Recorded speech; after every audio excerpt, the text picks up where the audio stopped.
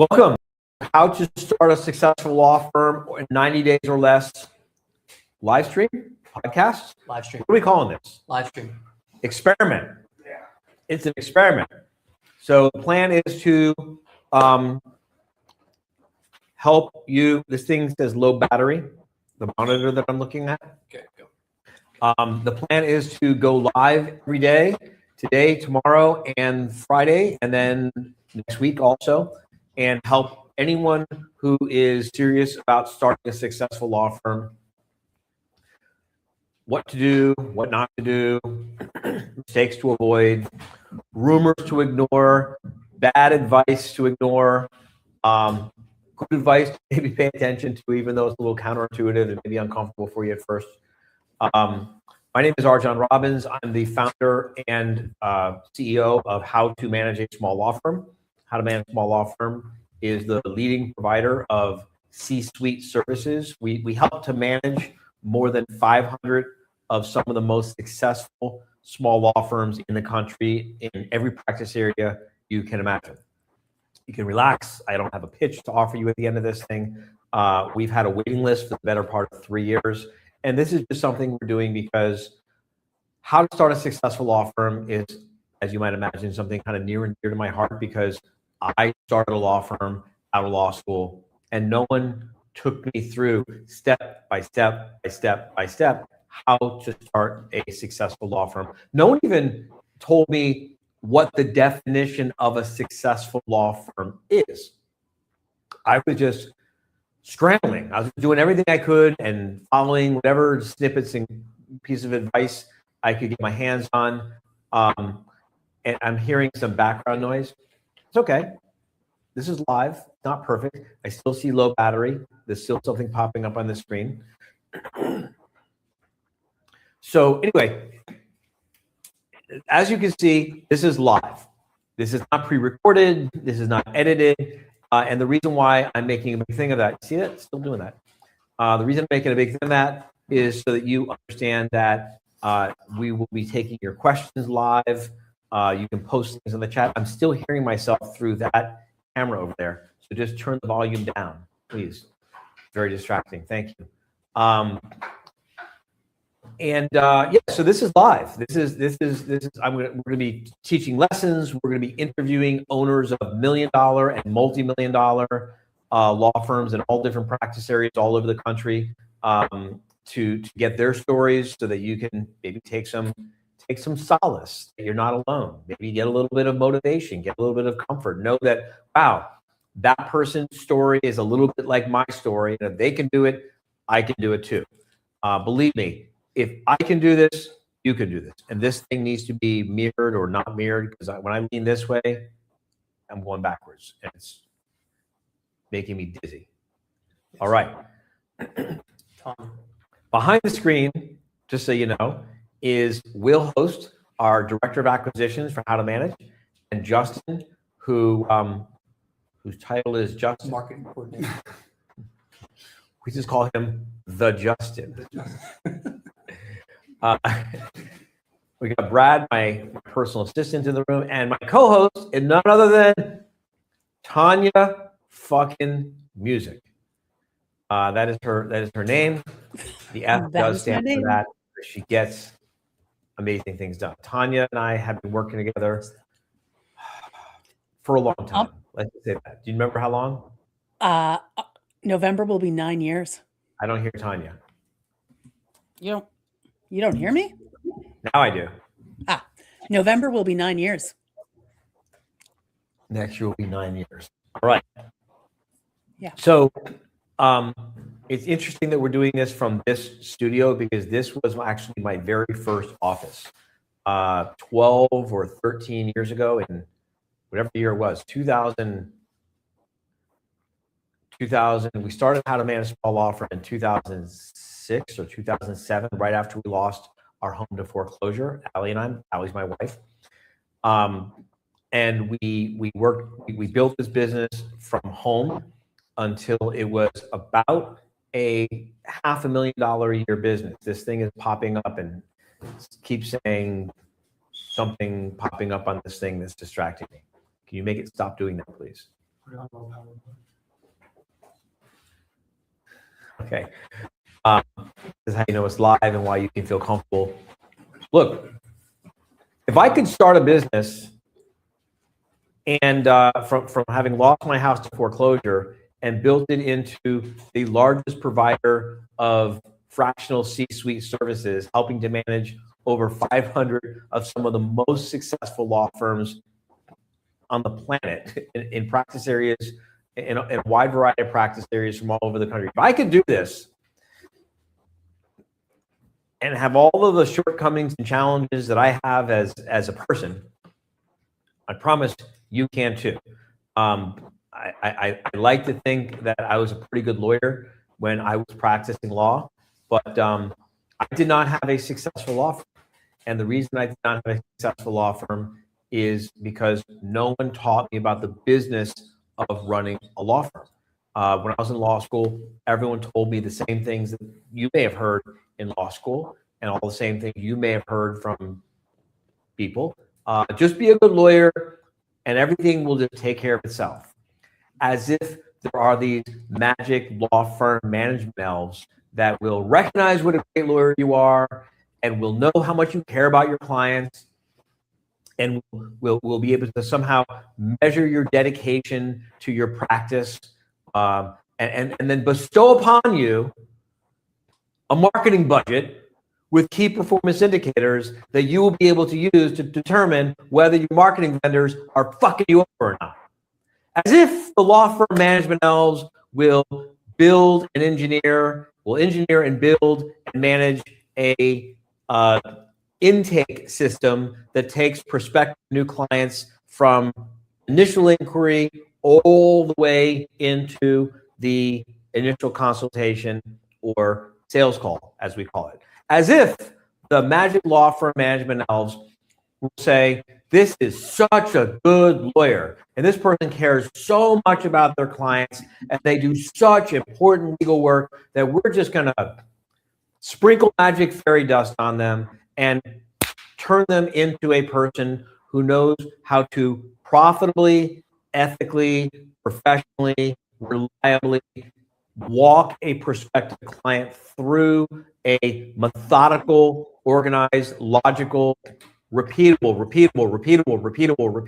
learnable process to convert prospective clients into paying clients.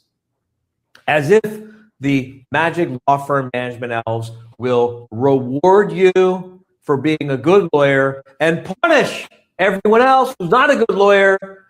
And they'll reward you by documenting your operating systems, your operating procedures, your checklist, your templates, the infrastructure that makes the business side of the law firm work. And then the magic law firm management elves will guide you to the purple unicorn ranch where you will be able to pick up the A-plus superstar, mind reading, pre-trained, pre-educated, highly motivated, already knows your mission statement, your core vision, your values, why you do what you do, and that person will just be able to do an amazing job because they care so much too, and because they're so great, and because they can read your mind, and you won't have to interview anyone, and you won't have to onboard anyone, and you won't have to bother training anyone, and you won't have to have any kind of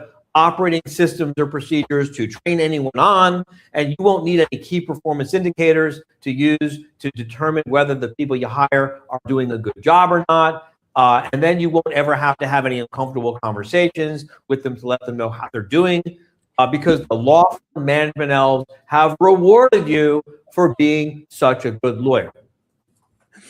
As if the magic law firm management elves are also going to reward you by giving you a budget for the business of your law firm. And they're going to reward you by giving you good bookkeeping for business of your law firm. And they will come into your bedroom while you're sleeping, and they will say, this is such a good lawyer, and this person cares so much about their clients, and they do such good work for their clients that we're just going to like whisper in their ear so they can understand their financials, and that the lawyer will just understand cash flow projections, pricing strategies, cost of goods sold, gross profit versus net profit, profit margins. Because without having a profitable law firm, you're not going to be doing great work for anyone for long, because you're going to go out of business. And I don't mean to be a downer here, but you got to know the reality is that tens of thousands of law firms go out of business every year. They don't call it going out of business. They call it a merger. They call it an acquisition. They say, I've decided to join another firm. Let's face it, 99.9% of the time, what that means is I failed as an entrepreneur. And the reason why most lawyers who fail as an entrepreneur do so is because no one teaches them how to start, manage, build, and run a successful law firm. So that was me. I graduated from law school. I learned nothing in law school about the business of running a law firm. The professors in law school told me the same fairy tale about just be a good lawyer and the rest will just magically take care of itself. And I believed them. And I graduated from law school. And I took a little stint interning for a federal bankruptcy judge. And I got my bar results. The judge swore me in and then kicked me out and said, go practice law. Go do your thing. Get out of here. And I opened my own law firm, and it struggled. The law offices of R. John Robbins, that's me, struggled to get consistent, predictable, high-quality clients. I struggled to convert prospective clients into paying clients. I struggled because I was working too many hours, because there were no documented processes and systems and procedures to systematize and streamline and make the work flow better through the firm. I struggled to know when to hire people, who to hire, how to interview, how to onboard them, whether or not even that I should onboard them. I didn't even think of that. Financial controls, I mean, don't even get me started on the complete absence of any kind of financial controls. And I had worked for a bankruptcy judge. I saw what happened when people didn't have financial controls in their business. But not to fear, I have a law firm, not a business. Yeah, my head was pretty far up my ass back then. Anyway, long story short is I discovered that the Florida Bar had a department called the Law Office Management Assistance Service. And I found out, and I called them and I said, I'm having all these problems. Here's what's going on in my business. Here's what's going on in my life because of all the shit going on in the business side of the law firm. And the person that I was speaking to said, not quite in so many words, but essentially what he said was, what you're describing are effects. And there are causes that lead to those effects. These are the effects. This is driving me insane. You got to unmirror this thing. You didn't. It looks like I'm leaning that way, and I'm looking at it that way. So mirror it. I'm telling you, it's not doing that. It's driving me insane. Okay, we're going to fix this because it's driving me insane, and it will work. I've done it before. I know it. All right. How does this guy have multiple eight-figure businesses and multiple seven-figure businesses when he's just fucking crazy? How could this be? And I can't do math either, by the way. And yet, no, you cannot. I somehow managed to run a portfolio of pretty successful businesses, and we've helped thousands of lawyers to start, or sometimes they come to us, they've already got a law firm, and we now manage more than 500 of some of the most successful law firms in the country. I'm telling you, if I can do this, anyone can do this, really. Anyway, just back to the story, a little background, just so you kind of know my backstory. So I'm there with my struggling law firm, and I'm talking to this guy who's working at the Florida Bar's Law Office Management Assistance Service. And the Florida Bar's Law Office Management Assistance Service, LOMAS, was created because the president of the Florida Bar in the late 1970s recognized that the Florida Bar was prosecuting more lawyers for bar grievance related problems. I mean, for bar grievances that could be traced back to the business side of the law firm.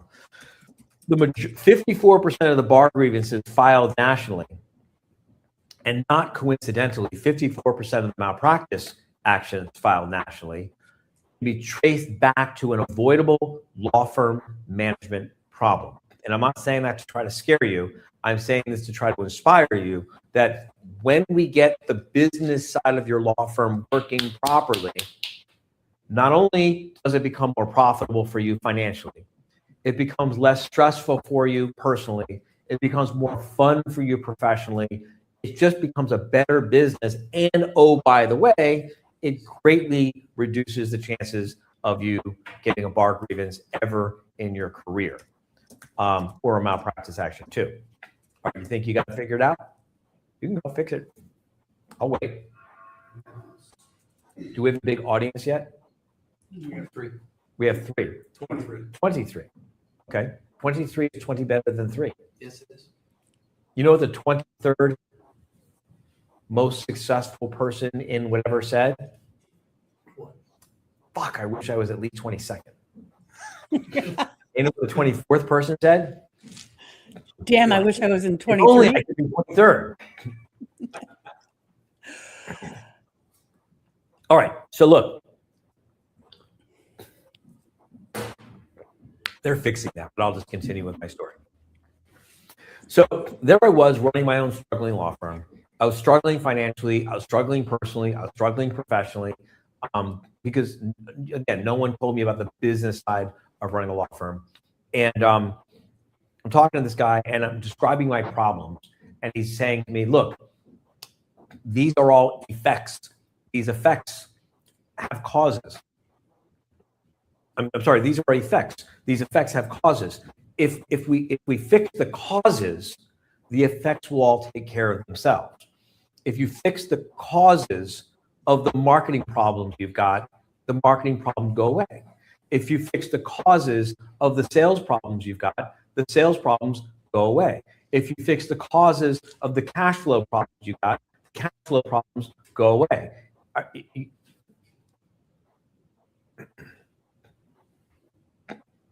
I want it to go the other way. It's still doing the same thing it was doing before. Now I want it to go the other way. Okay. I swear I'm going to put you motherfuckers in front of the camera and make you try to dance looking backwards at yourself. It's going to drive you insane. All right, take it away. Just take it away from there. Don't try to. Now you talk to the camera. All right. We're really, really, really good at managing law firms. We manage over 500 of the most successful law firms in the country. Our claim to fame is not video production. No, it's Right. not. But, want you to know, do video production, go somewhere else. You want to build a successful law firm, this is the place to be. All right. Hopefully this gives you some comfort to raise your hand at some point and ask us your questions. Anyway, long story short, here we go. So I'm telling him about my problems. He's telling me everything you're describing is an effect. These effects all have causes. Take care of the cause, the effect will take care of itself. I took care. He told me what to do. Things got better. I called back for help. He told me, here, try this next. I did it. Things got better. Things got better. I called back for more help. Eventually, I just made the comment. I said, hey, listen, I'm having a lot more fun with the business of running a law firm than I am at the practice of law. By the way, there's this false notion that is spread by morons and idiots and fools that you have to choose between being an entrepreneur with a successful law firm or practicing law. That's bullshit. Not only is that, I mean, it's pretty stupid. It doesn't even make any sense when you stop and think about it for even just 5 minutes. So let's just take 1 minute and think about it. Before you get to practice law for anyone, you got to get a client, right? And in order to practice law for anyone, you need electricity and you need a place to work and you need technology and equipment to work with. And if you're going to do much good for a lot of people, you need to hire people and have employees and hire a staff. And all of that takes money. And money comes out of profits, it comes out of gross revenues. So generally speaking, I mean, all things being equal, $1 million law firm, it became $1 million law firm because it did twice as much good as a $500,000 law firm. And a $500,000 law firm is helping twice as many people as a $250,000 law firm. Anyway, back to the point of the story, and then we're going to get to our first guest. Tanya, who is our first guest, by the way? We're actually going to have Tim Seckler join us today, who you know well, but he runs a estate planning firm, and he'll be joining us today. Short. So Tim Seckler has a multi-million-dollar. Is it a multi-million-dollar, Tim? He's not on. Hey guys, Hey. Is it a multi-million-dollar firm? it is indeed. Yep. All right. So Tim's going to be our guest in just a few minutes, and Tim built this multi-million-dollar law firm in Cranberry, Pennsylvania. Which, if you know, I can't build a successful law firm because I'm not in a real big city. Cranberry is not a real big city. Beautiful city, not a big city. All right. I ended up getting recruited by the Florida bar. I told this person I'd been speaking to this whole time that I was having a lot more fun with the business side of running the law firm than even at the practice law. And to make a really long story short, he recruited me, and I discovered that I had been speaking to none other than J.R. Phelps, who was, he's now passed away, but he was at the time the leading expert in the world. There was no one who even claimed to be more of an expert than JR. All of the leading experts in the world on the business of running a small law firm of that generation learned from J.R. Phelps.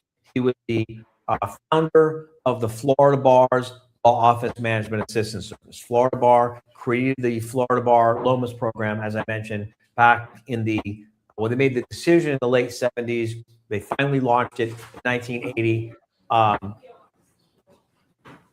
They finally launched it in 1980, and they did it because they realized that the majority of bar grievances that were filed and malpractice actions and a lot of problems that lawyers were having were being caused by avoidable law firm management problems that could be traced back to lack of education, lack of training, lack of resources, lack of support, lack of open dialogue amongst lawyers on the business side of running a law firm. So long story short, JR recruited me. I closed down my then finally starting to make some money, finally starting to turn around, finally starting to be successful law firm.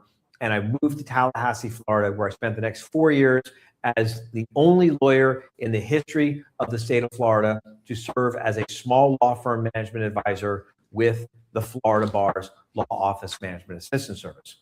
And the reason why this is important is for you to understand that it is a documented fact in Florida Bar records that I had the opportunity while I was there to work with over 9,000 lawyers on every aspect of starting, marketing, buying, selling, managing, growing, closing, merging, hiring, firing, you name it. Everything you can possibly think that maybe you're like a special snowflake and the only weirdo with this problem. I promise you, I haven't heard a new problem when it comes to the business of running a law firm in more than a decade. And the reason I share this with you is not to impress you about how great I am, is to impress upon you that your problems aren't unique. You're unique.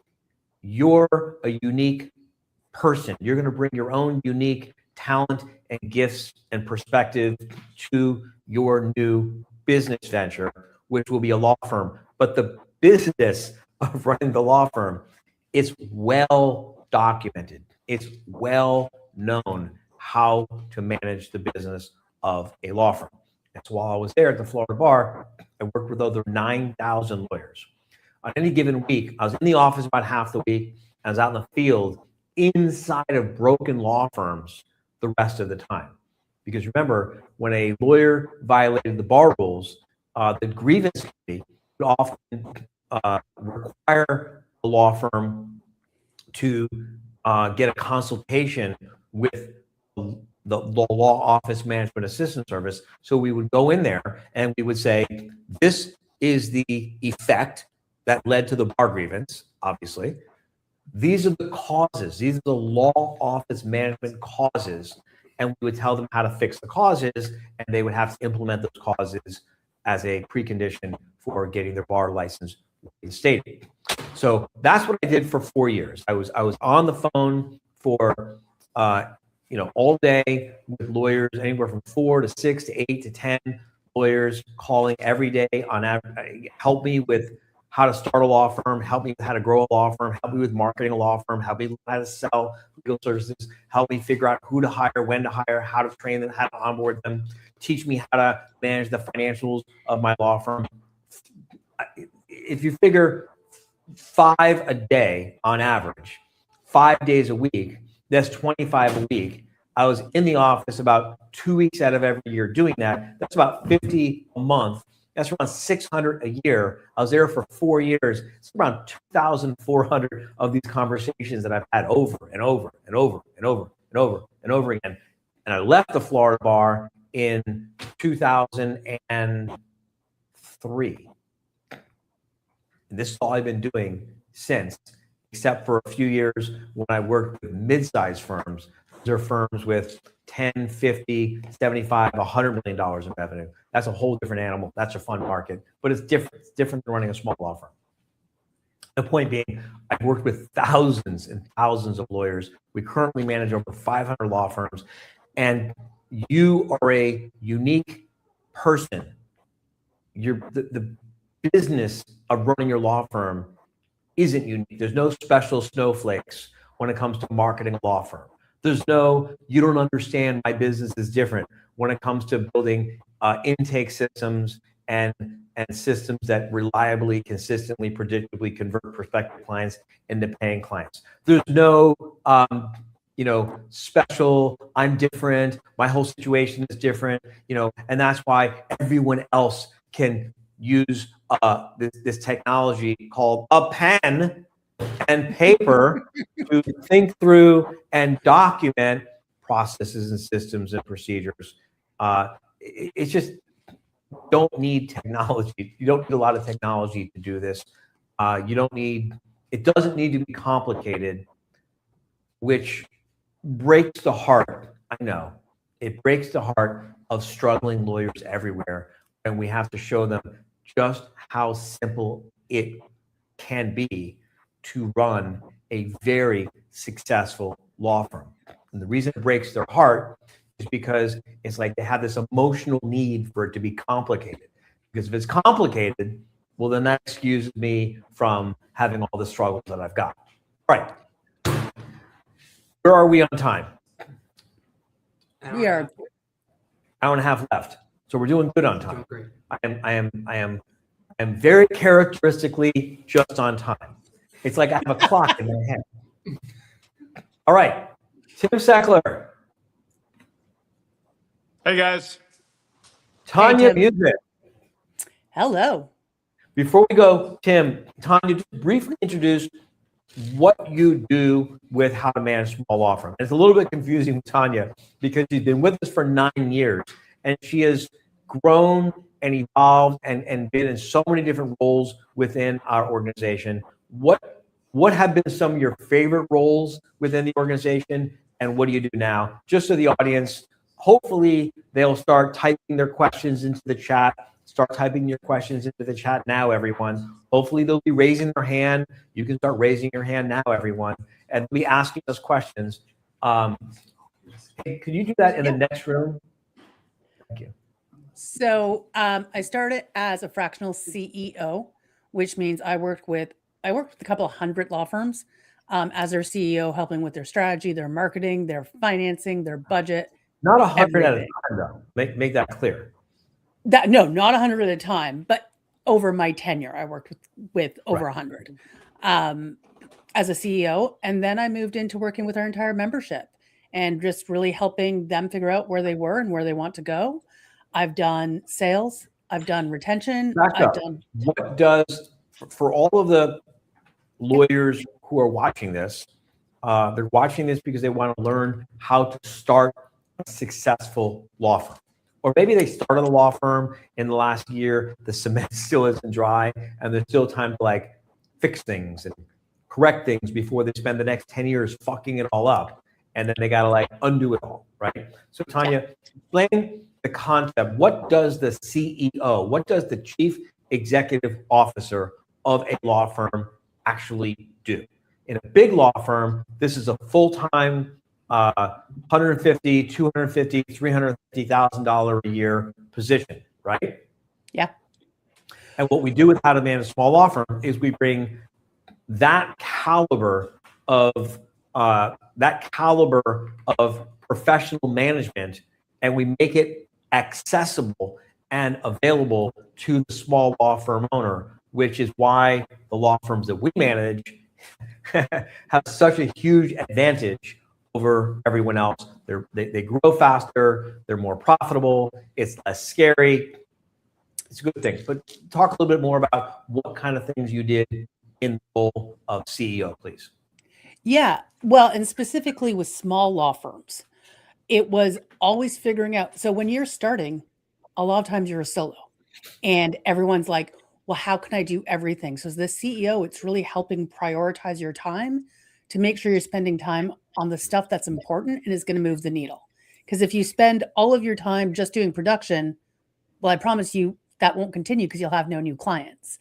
And so we're constantly looking forward and seeing the areas where you need to be investing your time, where you prioritize.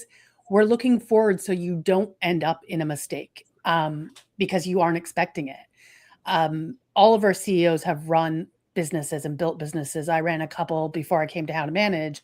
And so it's just because we've been there and we've done it, right or wrong, we learned the right way and we're helping you see ahead. As your firm grows, we keep helping you keep that 30,000 foot vision of where do you want to go so that as you're making choices, it's aligned with that. With smaller firms, there's also just a bit of holding you accountable. We said you need to do this. Is it done? Yes or no? Because to talk about it but not do it, implementing is a big key, right? So that's one of the things that we're able to help our firms with.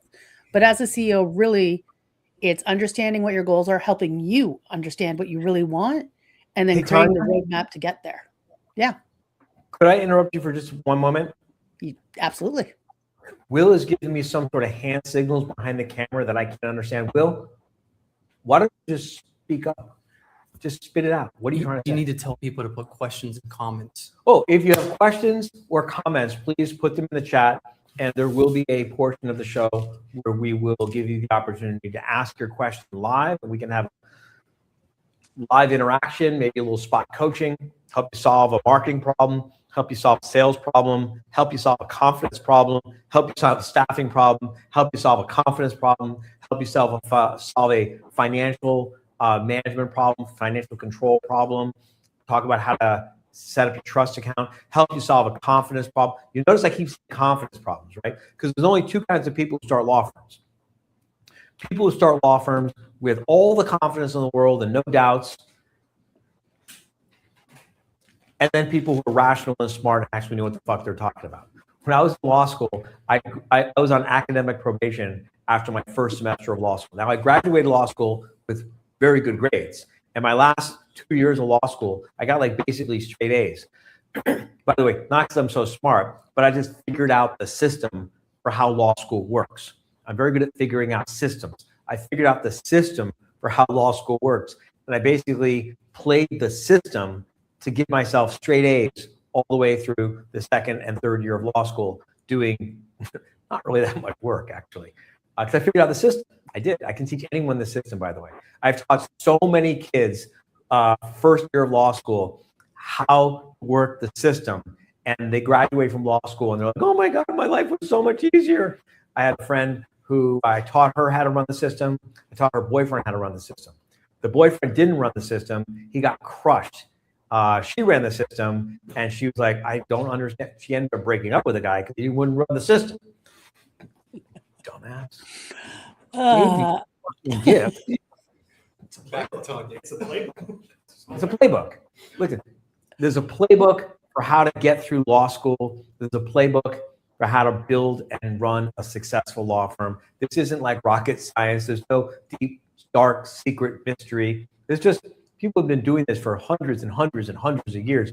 We figured a few things out. Anyway, what was I even talking about? You were telling them to put in chat.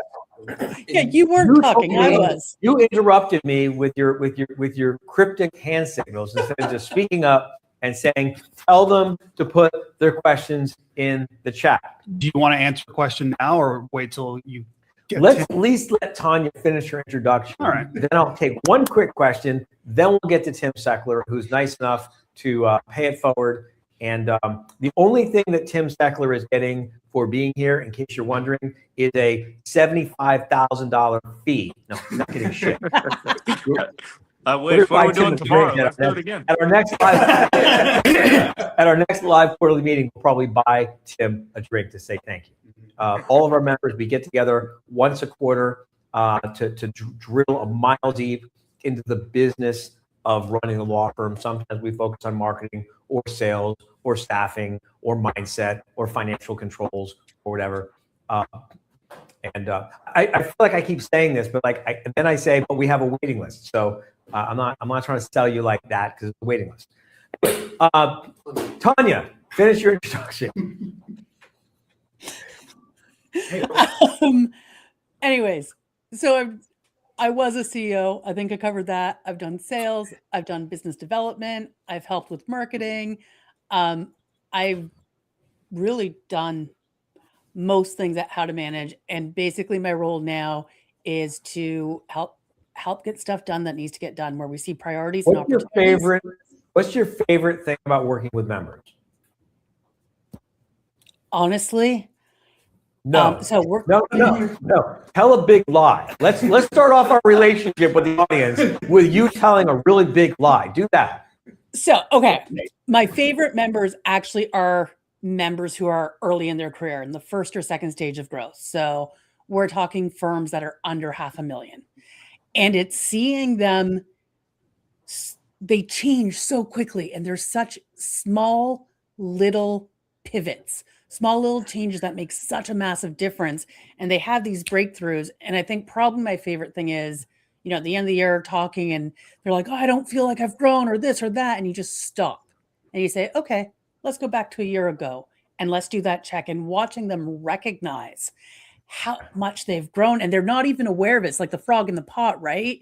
Because they're in it and it's happening bit by bit. They don't see it. And then when you pull them back and say, look what you just did in the last year. And they have that moment of realizing, I said, I want to be able to go coach my kid's baseball team. Did you do it? Yeah. Did you make more money while doing it?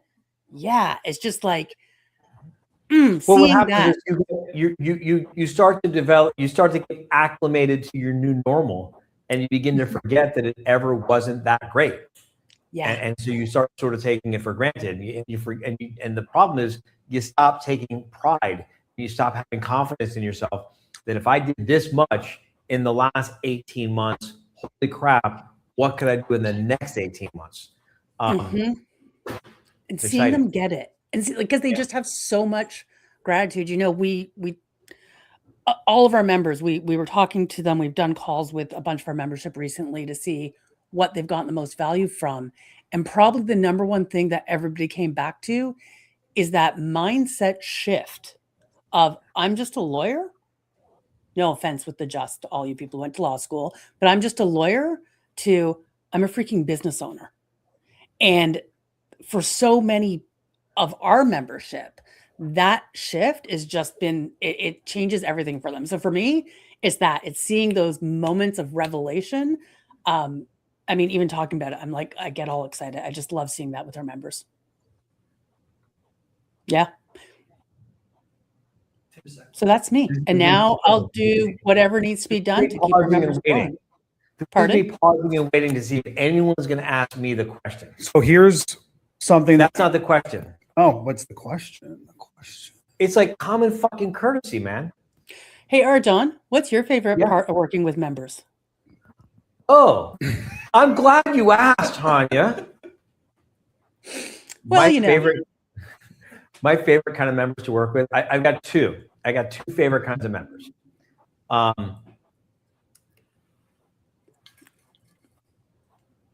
The first is probably kind of obvious. I really, really enjoy working with the people with firms around $5 to $7 million. Really fun, because around $5 to $7 million in revenue, some really cool stuff starts to change. It's almost like the caterpillar turning into a butterfly. It's just the DNA starts to change. It's like an entirely new world starts to open up for them, and that's really exciting for me. And the other favorite type of law firm owner to work with, you want to guess? One that's just starting. Nope, not just the ones that are starting. I'm not going to pander to the audience. That's not true. I mean, I like working with people that help them start a law firm. Listen, no one has helped more lawyers start successful law firms on this planet than me. This used to be the room I'm standing in. This little room that I'm standing in, I'm looking at my team behind the camera. This used to be my office, where that camera is right now, where my desk sat. I sat on that desk, I looked at that wall, I looked out that window, I pooped on that toilet, and I built this business from fucking nothing, right? And I help more lawyers start successful law firms than hundreds and hundreds and hundreds and hundreds and hundreds of lawyers that we help start. And we've got recordings from 2009. Yeah. We got recordings from 2009 where I'm running groups helping people start successful law firms. But no, that's not my favorite type of lawyer to work with. Well, What about the ones breaking $1 million? The ones breaking $1 million are the worst. well, They're like the fucking teenagers of law firm owners. They're like the teenagers of law firm owners. They're freaking out. It's like they actually believe that a $900,000 law firm is like materially different than a $1 million law firm, and like they start freaking out about having $1 million law firm when it's like there's no difference. No. listen, I just want the record to reflect that when you said poop, we gained 3 viewers and 1 like. So they like that. Did it work again? These are our people. Tim's like, so. I'm here. All right, we're gonna get to Tim in a second, but can someone please try to guess? Does anyone know for real? Do you know who my other really favorite type of law firm owners to work with? Anyone in the audience? Does anyone in the audience want to guess? Tim, can you guess?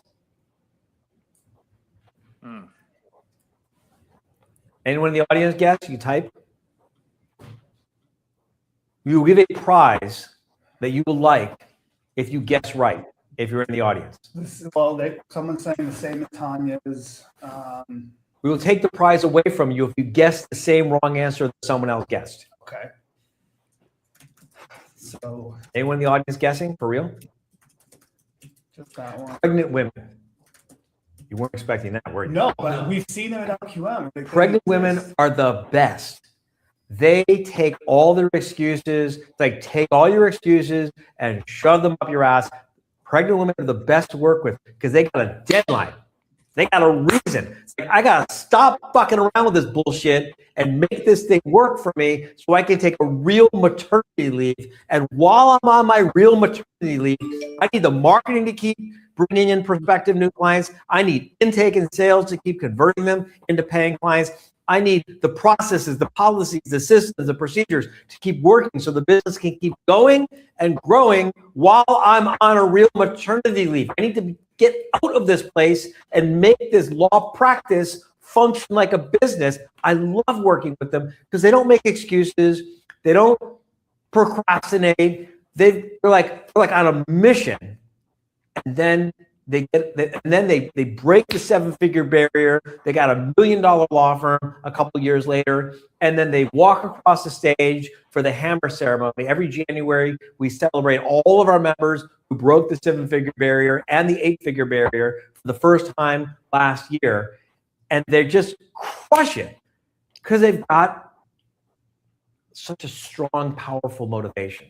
It's really a beautiful thing and fun to work with them. They just get it done, get it done, get it done. And it's like, and then afterwards, they're like, holy shit, I got all that done in just 6 or 9 months.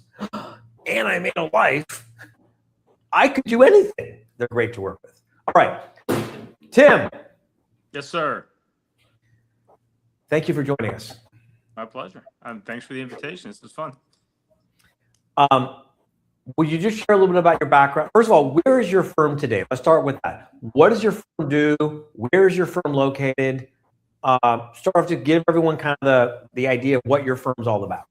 Sure thing. I'm an estate planning and elder law firm in Cranberry Township, Pennsylvania, which is a northern suburb of Pittsburgh. So you could call it Pittsburgh if you're talking on a broader scale. And you know, we're breaking down even the estate planning further. We do a lot of what I would call elder law work, nursing home asset protection work, lots of trust-based estate planning and probate work. Firm is, there are 4 lawyers in the firm, not named Tim. Total staff is about 22 people. We, you know, fast growing, big goals, and trying to help a lot of people. When did you start the law firm? So this is my second. I've owned a law firm since 2011. I started the Seckler Law Firm in 2017. So this firm is about 8 years old. So you started, let me back up. What did you study in undergraduate? Finance. Okay. And then you served our country before law school or after law school? I mean, before college or after college? Yeah. So I was in the National Guard. I served a tour in Afghanistan in 2005, and then law school after that. So it was college, National Guard, law school. That's right. Okay. Then you graduated from law school. And when did you start your first law firm? Yeah, so I spent about a year kicking around in a large insurance defense firm, long enough to know that wasn't for me. And so then I started a firm. I had a business partner in 2011 and ran that one until 2017. And I sold him my interest in that one to start this one. And how successful would I'm sort of jumping ahead in terms of the definition of a successful law firm, but how successful would you say that law firm was with your partner, the first law firm? How successful was it financially? How successful was it personally? And how successful was it professionally? I think by a lot of people's standards, I think that we had reached some financial success. I certainly was making more money in that law firm than I had been working for the insurance defense firm, or would have been for years to come in that firm. That firm, I ended up exiting just because of sort of visionary conflicts with the other owner. I wanted to pivot left, he wanted to pivot right. We split on relatively friendly terms, but you know, by most people's standards, from a financial standpoint, it was doing fine, and I was enjoying, you know, what I was doing.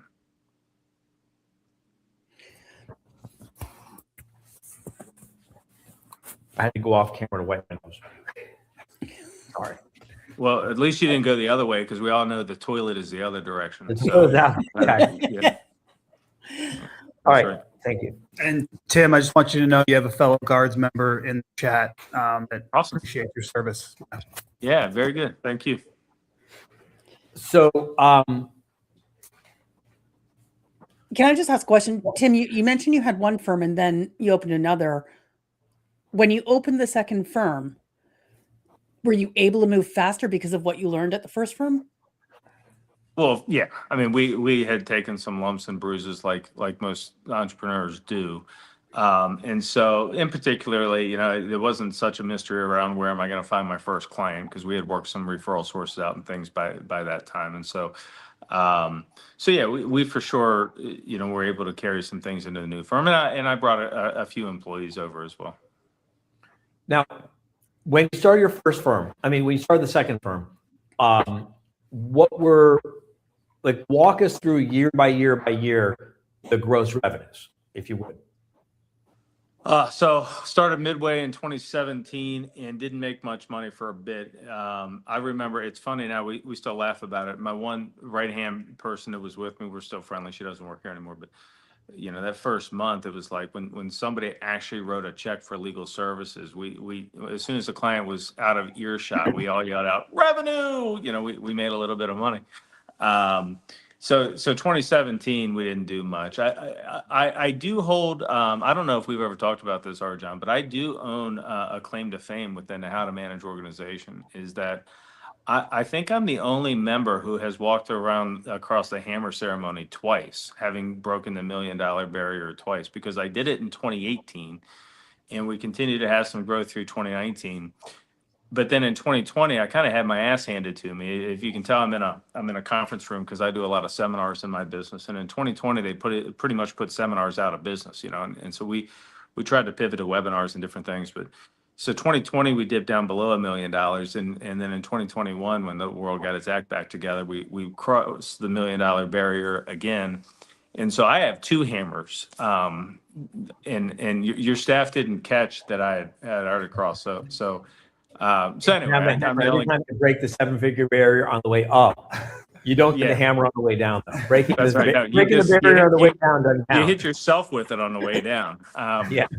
Use the hammer that we gave you on the way up to hit yourself on the way down. Yeah. So then, you know, 2021, we came back across the $1 million barrier, and it keeps going up from there. I mean, let's just say multiple millions of dollars this year in gross revenue. Yeah. So what was life like for you and your family when you had that firm that first year and there was no revenue and you didn't really know when the clients were going to come in? What was that like? It's, you know, it's pretty scary, to be honest. I think anybody that's in a position that is trying to figure out how to make ends meet early in the thing, if they told you they weren't a bit nervous about it, I think they're full of shit. I mean, that's a nervous lifestyle early. You have to have a little bit of confidence. I noticed you said confidence about 8 times the first time through. Now, you know, you have to be able to recognize, one, that you've got to have some agency. I'm just going to figure it out. Just like your pregnant attorney that needs to figure it out in the next 9 months because she's not going to be able to work anymore. You just take the level of dedication. I'm going to figure it out. I got to stop you there. They can work after as soon as they give birth. Sure. They don't want to work. Right. And I can't tell you how many times we've had members who join How to Manage. They hire us and basically they say, I never want to, they basically say how they were doing work, you know, a day after they gave birth in the hospital. They hadn't even left the hospital with their newborn baby. And they're back to work. The whole thing fucking falls apart without them being there. Right. And that's what gives them the drive. They're like, I gotta fix this. I gotta make this better. And then it's such a beautiful thing when, you know, a few years later, they're taking a 3-month, a 4-month, a 5-month maternity leave, you know, paternity leave, but mostly it's maternity leave. Let's face it. So they can. I mean, just who would want to? Yeah. Anyway, go on. There's a transition that most people are trying to make. Not everybody's trying to make this transition, but of the different ways that people get paid, you know, you can be an employee, you can be self-employed, you can be a business owner, you can be an investor.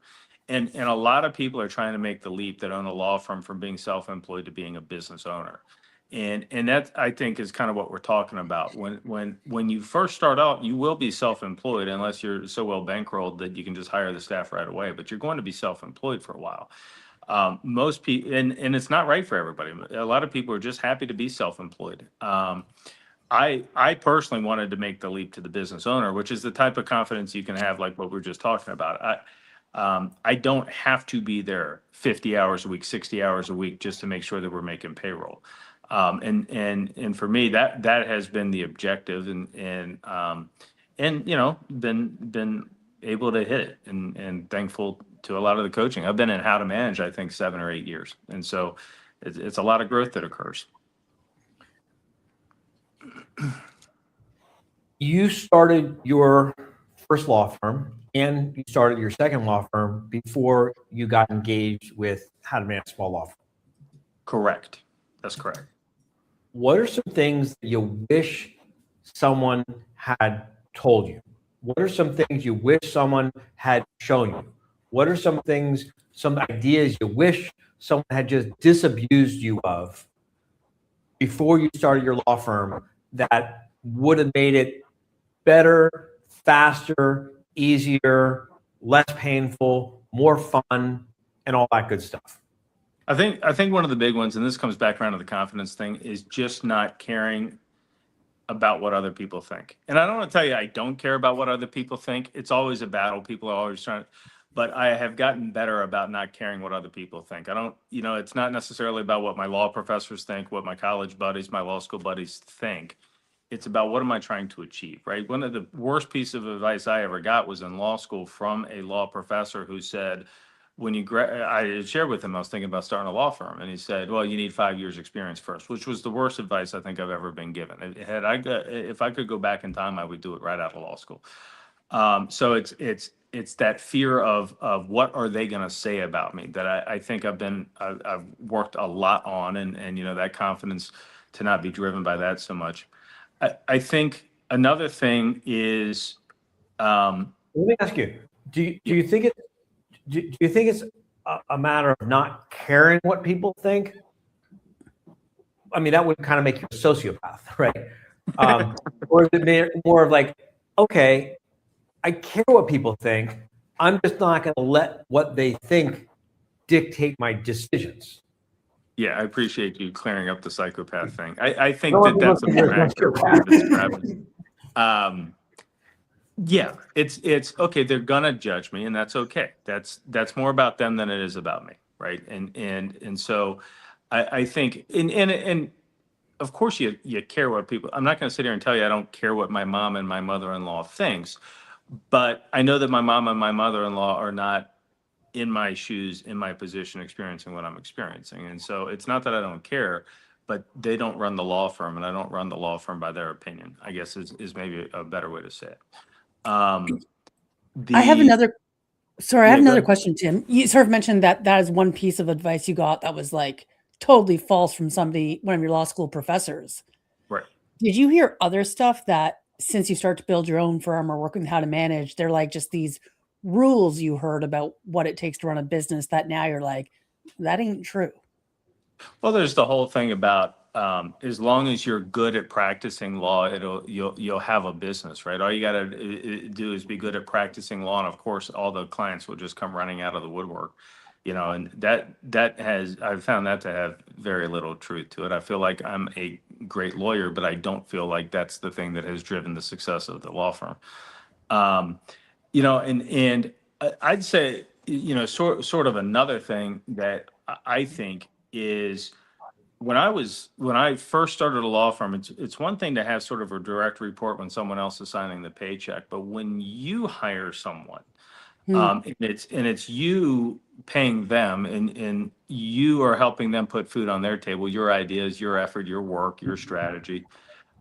There's a level of ownership that you feel for their success as well. But there's a difference that I think if I could go back in time, I'd get more clear on I can fully know these people, I can love these people, I can challenge these people, but I'm not adopting these people.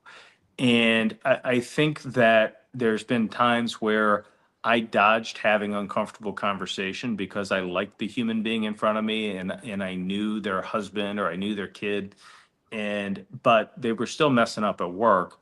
And I dodged difficult conversations, I think, early in this. And I have a mentor outside of legal field whose saying was clear is kind. And I think the ability, and one of the things, and not just to make this an advertisement, but one of the things that How to Manage does really well is teaches the law firm owner how to set proper expectations, how to set proper KPIs. This job description needs to have some proper metrics associated with it, because if you set the appropriate standard for this particular employee, then we both know, he or she knows, and I know when they fail to meet the metric, they fail to meet the standard, and we can have an honest conversation. Hey, listen, we agreed this was the standard. We're not there. What can we do to get us back on track?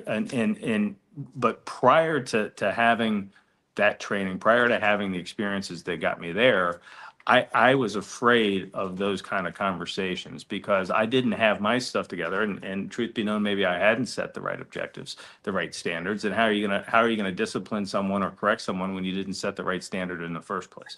And so it's things like that. It's things about just being clear about working with your coworkers, working with your employees, and it just makes the running of the thing a lot easier. Well, even working with your clients, I would assume, and having those, like, these are the expectations, and having a tough conversation of you do have to pay or this or that, right? I mean, this is Awesome. why Thank you. this is why we talk about the business is not your baby. The law firm is not your baby. The law firm, a healthier analogy is that your law firm is your mule. Why do farmers have mules?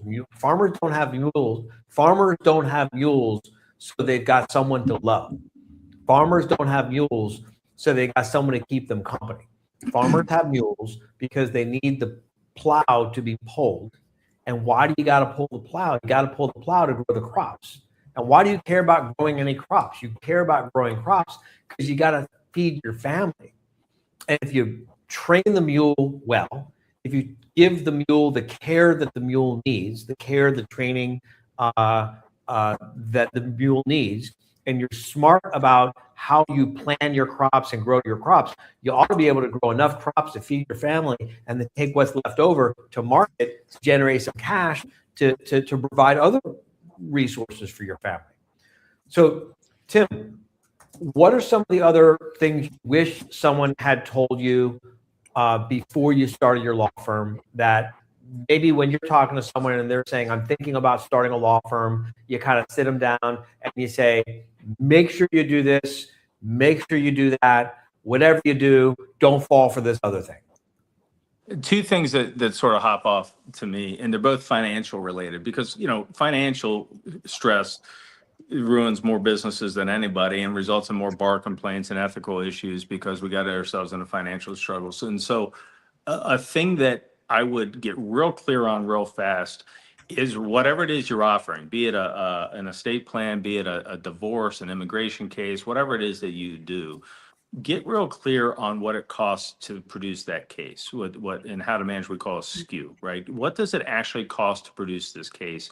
And I know, because what everybody does, and at least everybody looks at each other. These law firms all look at each other, and a divorce costs X and a DUI costs Y, and I need to charge a little bit less than the guy down the street because he's been doing it a while. And so if he's charging $5,000 for the DUI, I'll come in at $4,700 or $4,500.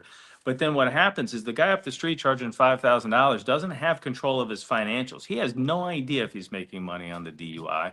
And so when setting prices, I think it's really important to understand your cost of goods. What is it actually gonna cost me to produce this? Set the price based on what it's going to cost and the margin you're looking to achieve. Don't set the price based on what everybody else is doing, because the secret is everybody else is going broke. And so you've got to understand that just because somebody has been in business 5 years, 7 years, 8 years, 10 years, doesn't mean they're hitting their financial goals. And it doesn't mean they're running their practice well. They're just in business 5 or 7 years, right? They just managed to figure out a way to not go out of business for 10 years. Or Doesn't maybe mean they're they make a married to profit. someone who's making a killing, and this is more of a hobby practice, right? But Or it they could got be a lot of credit. Yeah. They're slowly So- eroding. That's right. And so pricing strategy matters a lot, and pricing strategy can't just be what is the other guy doing. Pricing strategy has to take into account what does it actually cost me to produce this case. And then keep an eye on that. Look at it once a quarter to make sure that your costs aren't jumping up on you. The other thing, and this is more maybe marital advice, as Tanya and Arjan know, I'm married to a lovely woman named Robin. We're celebrating our 18th year.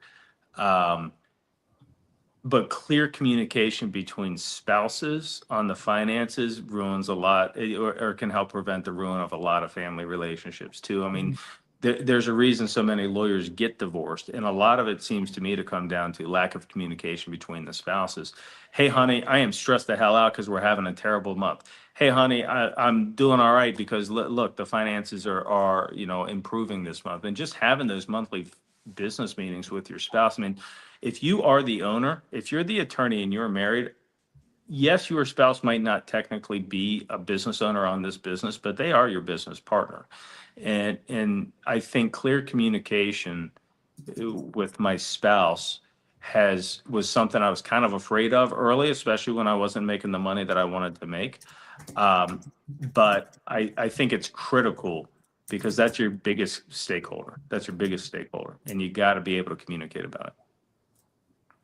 Thank you. That's really good advice. You have a few minutes to see if we have any questions from anyone in the audience that they want to pose a question directly to you. I'm happy. Before you jump. Sure. Anyone in the audience want to? Yeah, actually, I was a very prescient statement you just made, Tim, because Harold Williams just asked, his spouse thinks I this is lost too audio. risky. I don't know if you guys can hear me, but I lost audio. Can you hear me? Tim, can you hear me? Tim, can you hear me? Put me on camera. Tanya, can you hear me? I can hear you, Arjan. I think it's just Tim. You think it's just Tim that can't hear us? Mm-hmm. Okay. Tim, can you hear us? Tim, can you hear us? All right, will someone text Tim and give him a heads up that we're having? And then go ahead and answer this question. All right, so am I answering this question? Yeah, I mean, the question is, my spouse, this is too risky. How do you handle that conversation? Can we talk to Harold, or we have to do it just by text? Can you Just guys by hear me? text. Yeah, now we hear you. You hear us, Tim? I got nothing. I can't hear anything. Okay. Yeah, we'll fix the sound with Tim. So Harold, don't start a law firm before. Tell you what, I'm going to log out and log back in and see what happens. See what happens here. Hang on. Okay, thank you. Harold, don't start a law firm before you have a written business plan. A written business plan that has clear financial goals. This is how much total owner benefit we're going to take out of the firm. This is how much the firm has to gross in order to achieve that total owner benefit goal. This is going to be our projected average case value. This is how I came to that projected average case value. I didn't just pull it out of my ass. This is how many cases we're going to need to process per year, open and close and get paid for, not accounts receivables, in order to hit the gross revenue target, which will give us the total owner benefit from the firm. This is the marketing plan that we're going to use to bring in that many cases. This is the intake system that we're going to follow to convert the prospective clients into a paying client. These are the financial controls we're going to use to look at every quarter, every month, and in the beginning, every week, and sometimes every day, so we can stay on top of things and make course corrections along the way to make sure we're hitting the targets. And you write this business plan using plain English. And you sit down with your spouse or significant other, and you say, "This is my plan. Let's talk through this plan. Does this plan make sense to you?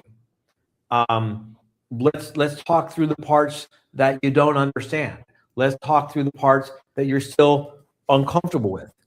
And if they're still uncomfortable with some of the parts of the plan, or they don't understand certain parts of the plan, you can share resources with them, the same resources that you used to educate yourself about how to market a law firm, the same resources that you used about how to create an intake glide path for a law firm, the same resources that you used to learn how to consistently, predictably, reliably, ethically, profitably convert a prospective client into a paying client, the same resources that you used to learn how to document processes and systems and procedures so you know how the work's going to get done in a consistent, predictable, reliable, and profitable way.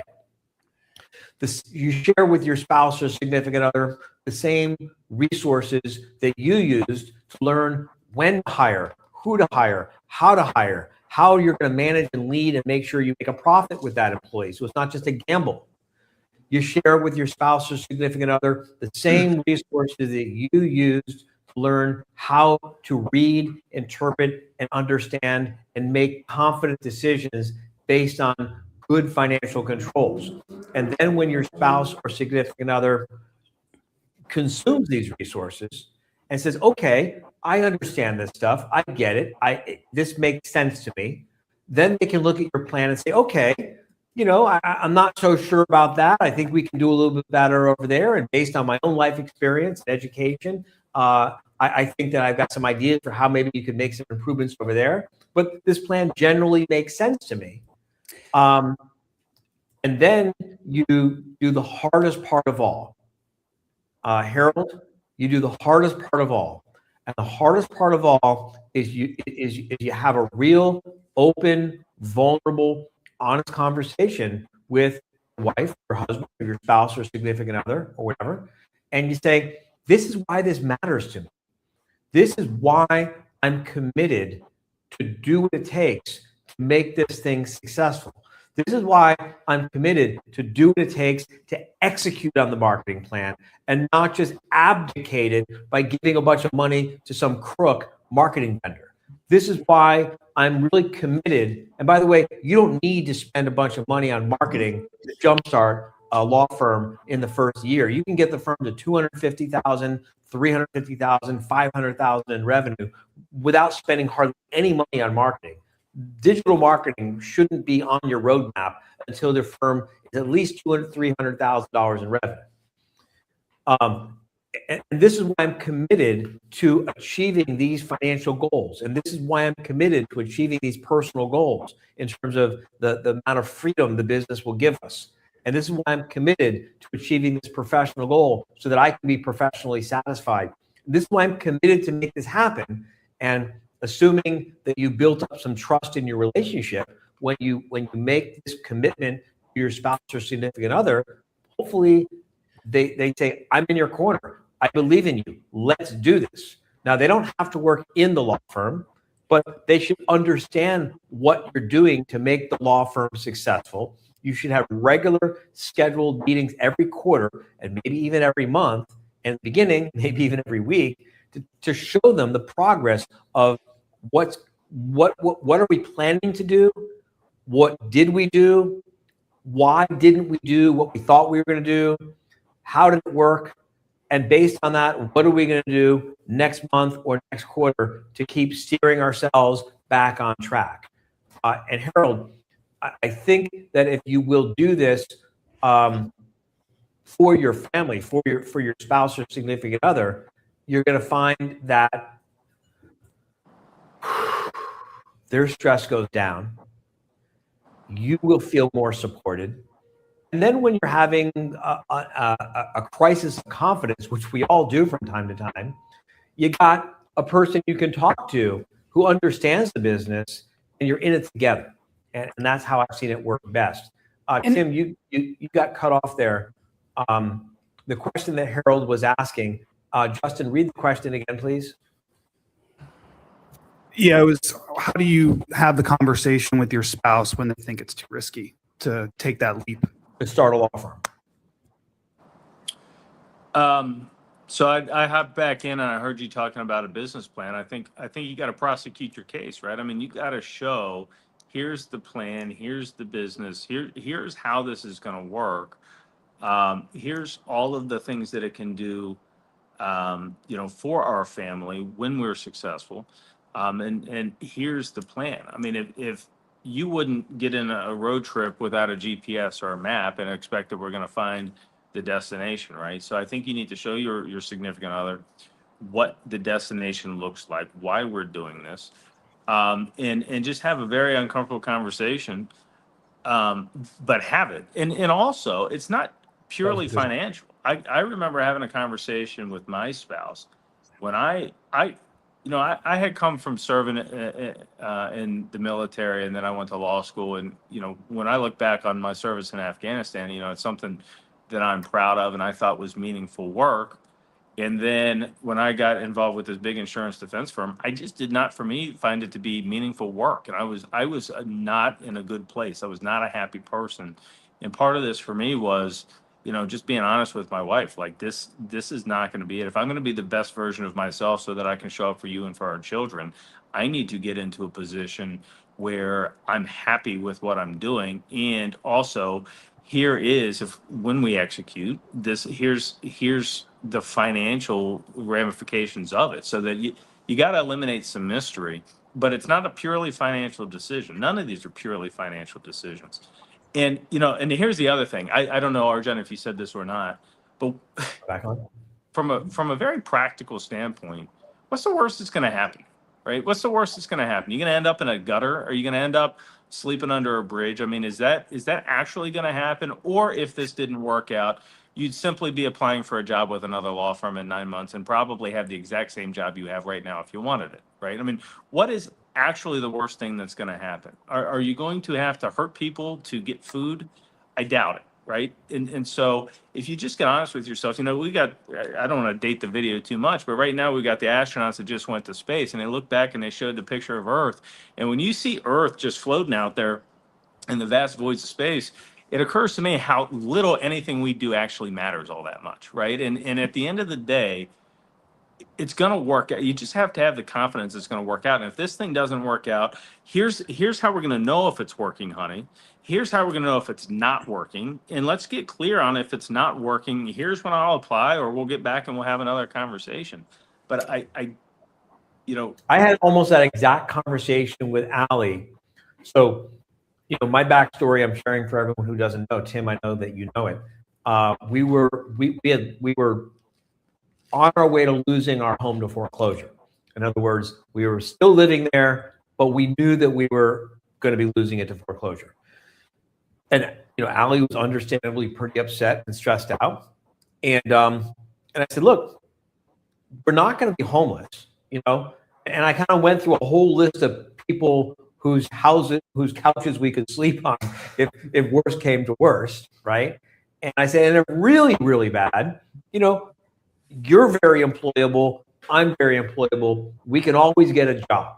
We're not going to be homeless. But if we don't take this shot, then we're never going to know what might have been. And today we let's just say we live quite well, and we're very, very grateful to the people who we used to be, who made that very courageous decision to give us the life we get to enjoy today. And there's a few things I want to add. One of them is you start with the goals, and that's the first conversation you're having with your spouse. What do you want? What do I want? Because it can't just be about Tim. I'm sure your goals aren't just based on you. Robin has some say in what you want to achieve through the firm, right? I would guess. It's be really clear. What do you and your spouse together want? Because if there's not a match there, you're going to have issues right away. And this business plan, don't let it freak you out. We're not talking a prospectus that you take to the bank with market research. We're talking about a plan, step 1, step 2, like Arjun outlined, right? And it's really easy. The other thing, and Arjun, I don't know if you remember when we first met in my interview, but this was a conversation we had about security. And I had shared with you that financial security in general was super important to me. And in your loving way, tore a strip off me and really challenged me to think it through, because what you were I didn't saying, tear a strip off of you. people don't make me cry I being didn't, nice. okay, hold on. I didn't tear a strip off you. You I challenged me. dismantled the bullshit story you were telling yourself. Yes. There's a But difference but I don't want people to think that I'm some asshole who goes around tearing a strip off of a person. I wasn't talking about you. I simply helped you dismantle the story that you've been walking around with your whole life, which was complete bullshit. And like, I don't remember yelling. I didn't scream. I didn't curse. I just piece by piece by piece by piece, we took it apart, and you got emotional when you realized how you were kind of keeping yourself in this cage that you didn't need to be in. yes, that is when you're in the moment feeling it, it doesn't feel like that, but that is exactly what happened. And the lesson, I don't know if you remember, it was about, I remember exactly. Not only do I remember exactly, but I can even tell you where I was physically standing when it happened. oh yeah, that is Uh-huh. impressive. I know where I was sitting. Where were you standing? I was pacing back and forth in the family room of the house that we were living in before the house we live in now. Okay. Right back and forth past the fireplace, looking out at the golf course, pacing. And I remember, you know, those little chairs that we used to have in front of the fireplace, little Yep. mini chairs. I was kind of like sitting in one, and then I would get up and talk. I remember exactly where I was. And so the lesson, and I share this lesson with people, Are you with impressed that members. I knew that? I am actually very impressed. You knew That's that. because I care a lot about you, and I remember. Well, thank you. The lesson. I would never tear a strip off of you. Sorry, I characterized it like that. In the moment, it's hard to hear these things, right? It's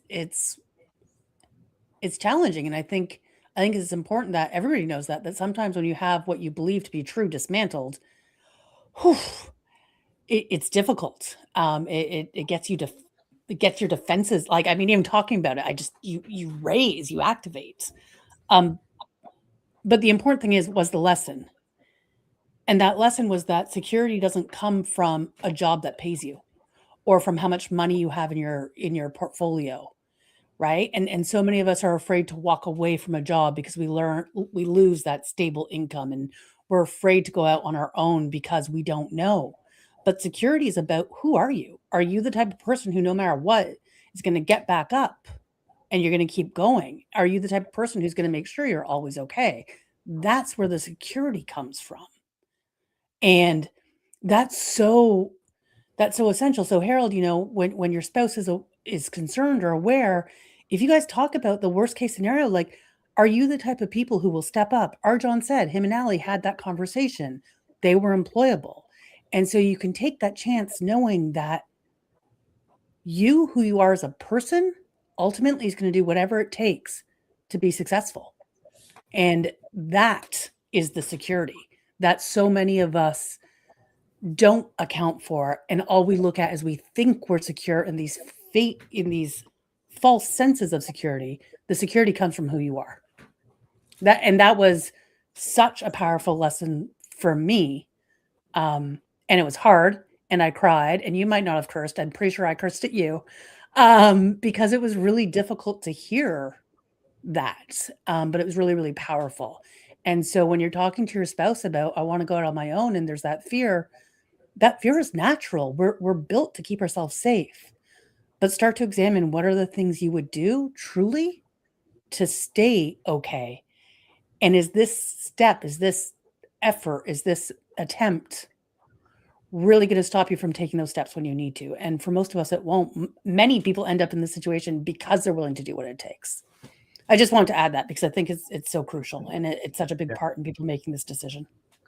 Yeah, we lost him right when people were starting to ask questions. I think there's one more person who has a question for Tim. I'm getting the signal. Yeah, Tim had to jet. He said thank you. Tim had to much go. for the Okay, time. well then I'll answer the next question, and then what we're gonna do? We got how much longer? About 35 more. Because we got about 35 more minutes, so I'm gonna take one more question. But before I take the question, I just want to give everyone a heads up that as soon as I'm done with this next question, we're just going to briefly do an overview so you can see the big picture to understand the 7 main parts of every successful law firm. I've been doing this since August 24th, 1999. It's a long time. I've worked with thousands and thousands and thousands of lawyers. There's no one alive today who's helped more lawyers start, market, manage, buy, sell, grow a law firm than me. Everyone who had at one time helped more lawyers start or grow a successful law firm than me, I outlived them all. They're all dead. They were my mentors, for real. Yeah. I still have their phone numbers in my phone because I'm sentimental. And do you do that also? Yes. Yeah, I don't delete people's Yes. phone. I just can't bring myself to delete the phone number. Justin's waiting for them to call. They're not going to call. But anyway, what was I saying? Oh yeah, I'm gonna report to you. This is not a prescription. This is a report. This is I'm going to show you the 7 main parts of every successful law firm that I've ever worked with over the years, from startups to 50, $75 million law firms and everything in between. They all have the same 7 main parts. And to the extent that you know what these 7 main parts are and tend to these 7 main parts and keep these 7 main parts in alignment like a garden hose, and don't let there be a big kink in the garden hose one way or the other, your law firm will work better. On the other hand, these are also the same 7 main parts of every struggling law firm. Every lawyer who is stressed out as the owner of their own law firm. Every law firm owner who is financially struggling. Every law firm owner who is going home and making apologies to their family about why they can't be there because the law firm is eating them alive. Every law firm owner who's going home and making excuses to their family about why they gotta have the problems they've got because that's just the way it is. They all have the same 7 main parts at their disposal as those of us who have highly successful businesses. The difference is the degree to which the owners of the successful law firms are aware of what each of the 7 main parts are, attend to each of the 7 main parts, and keep them in alignment. And so I'm going to go over what those 7 main parts are to close out today's live cast. And then tomorrow we'll be back with you. And we're pretty much going to be going over 1 or 2 of each of these 7 main parts every day for the rest of the live cast. And if we have time at the end, we'll go over and I'll teach you a lesson on how to set up and manage your IOLTA client property trust account as the profit protecting tool it was meant to be for your law firm. I've taught this to dozens of teenagers at bar mitzvahs and weddings and wherever I wind up, and I find a teenager whose parent is a lawyer or run their own law firm. I always strike up a conversation, and I love teaching teenagers about financial literacy and how to manage trust accounts and things like that, so they can kind of go home and like tell their parents what they know, and their parents are like, how do you know this and I don't know this? That's always fun. Doesn't always Questions. make that popular with their parents, but I'm not there to make friends with their parents. It's just fun to do. Anyway, so we'll go over that after we're done with this next question that's in the chat. So what's the next question in the chat? Okay, Priya asks, when do I know is the right time? How can I know if it's safe to leave my current firm? When do I know it's the right time to start a law firm? Is that what she's asking? Yes. Okay. And what's the other part of the question? When is the right Hold time the to leave microphone. my current Hold the microphone. When do I know is the right time to leave my current firm, and how can I know it's safe to leave my current firm? First of all, as Tanya was alluding to earlier, your ideas of safety are an illusion. So let's just be clear about that. Your safety as an employee is an illusion. Your safety as the owner of the business is real. Safety as an employee is really out of your control. Safety as the owner of the business is much more in your control. So how to manage a small law firm, for example, which is one of my businesses, has more than 100 full-time employees. We have more than 100 full-time US and Canadian-based employees, and maybe a couple of full-time employees in other countries. But the point I'm making is, it's not like we have like 100 virtual assistants all over the world, right? We got 100 real, live, $75,000, $150,000, $300,000, $500,000 a year employees. And some of them are a lot smarter than me. Some of them have a much better education than I do. Some of them have a lot better credentials, quite candidly, than I do.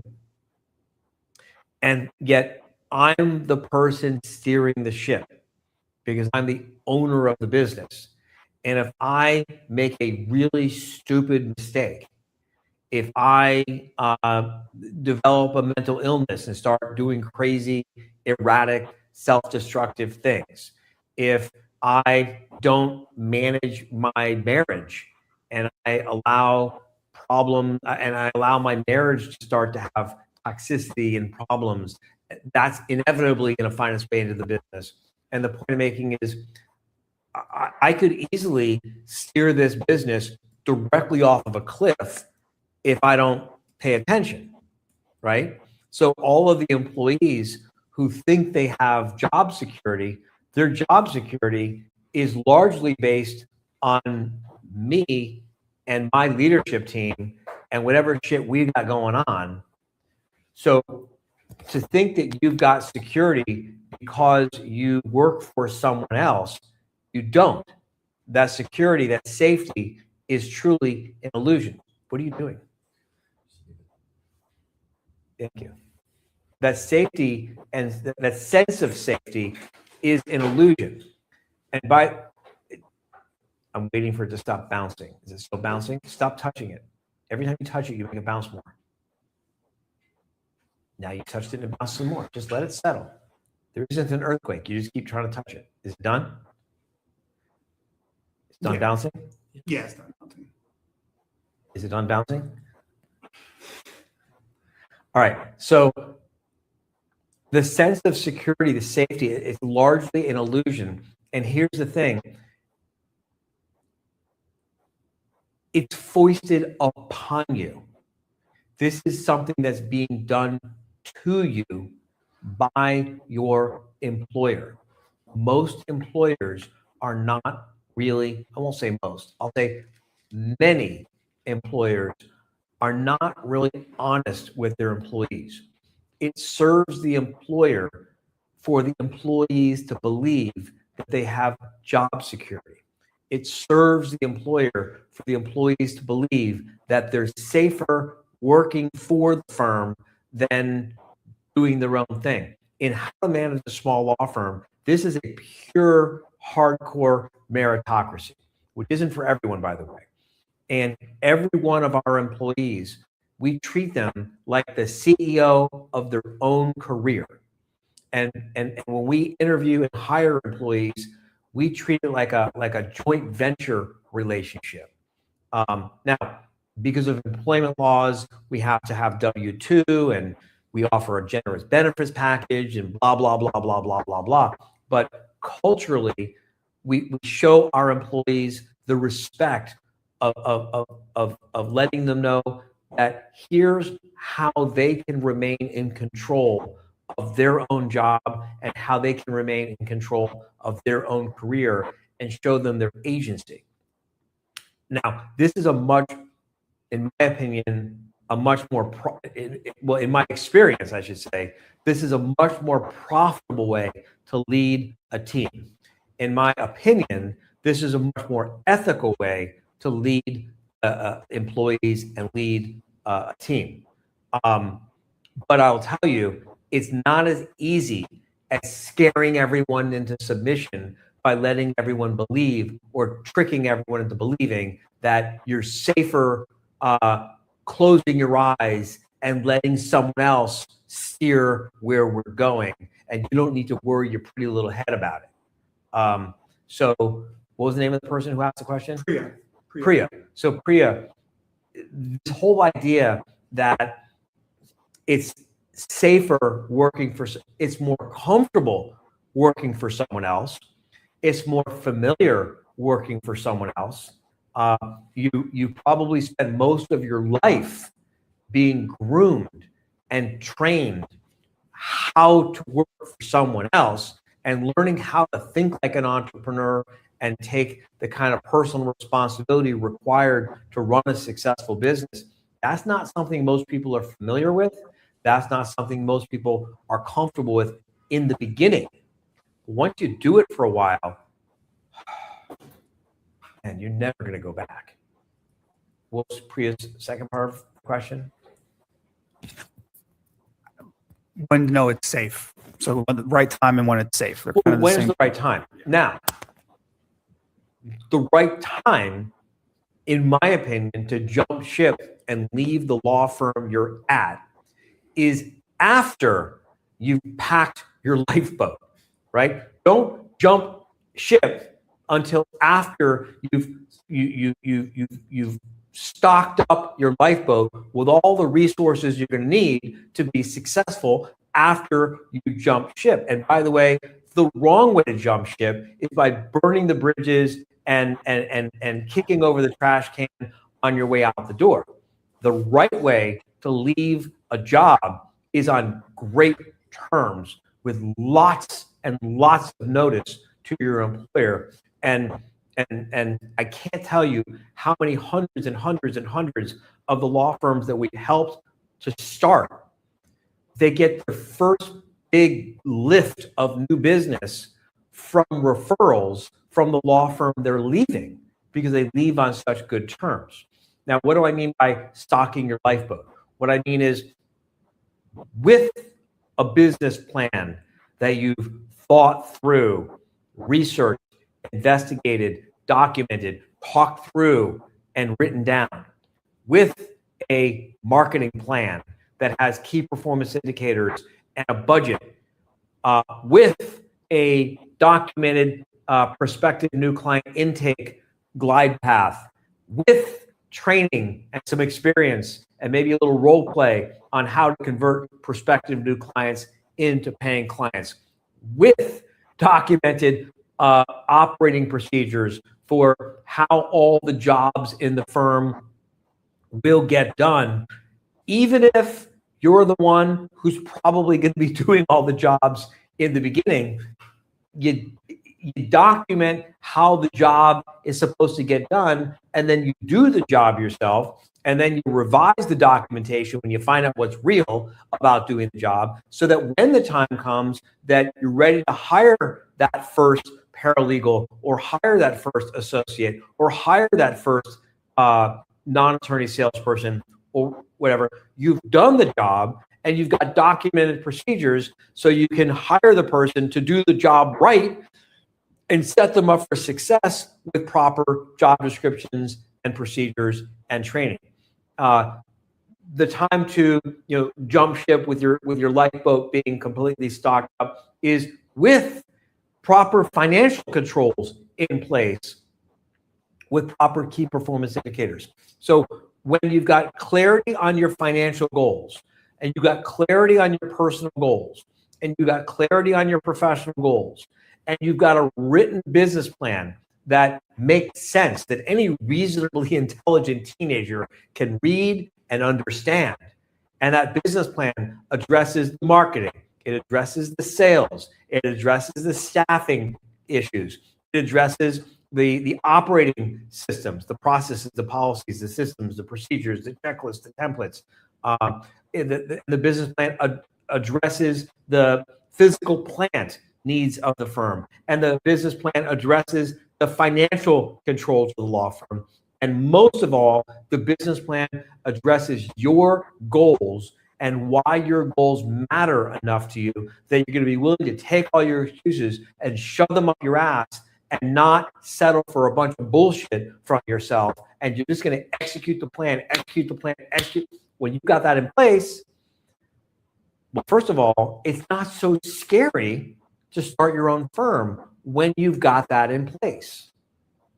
And if you put all that in place and you realize, okay, this is still not the right time to open my own firm, at least when you stay in the job you're staying for a good reason and not just because of fear.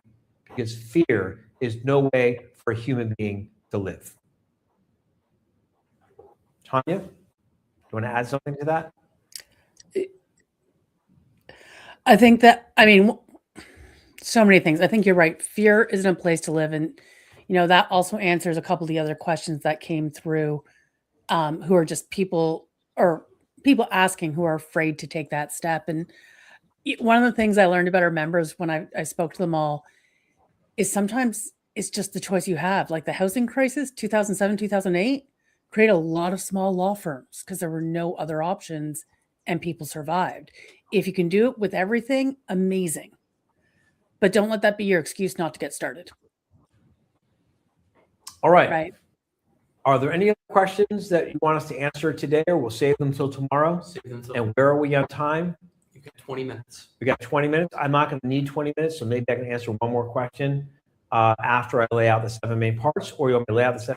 Lay out the 7 Lay out the 7 main parts first. Yes.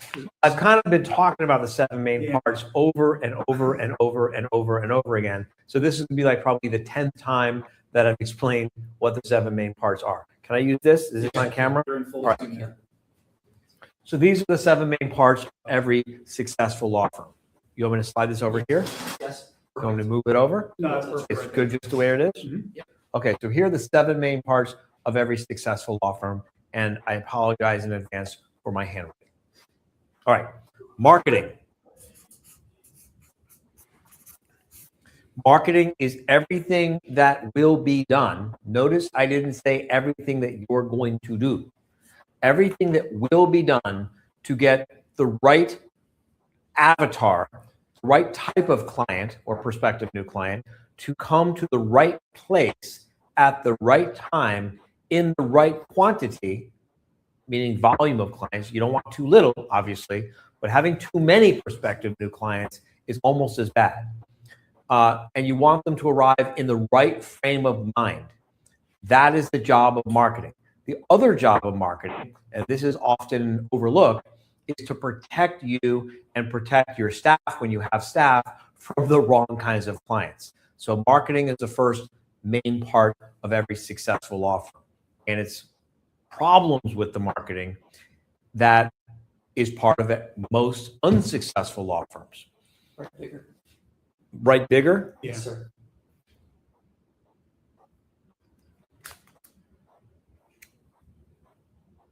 And then I'm not going to be able to go in a straight line. No. Here, I'll do it this way. That better? Yeah.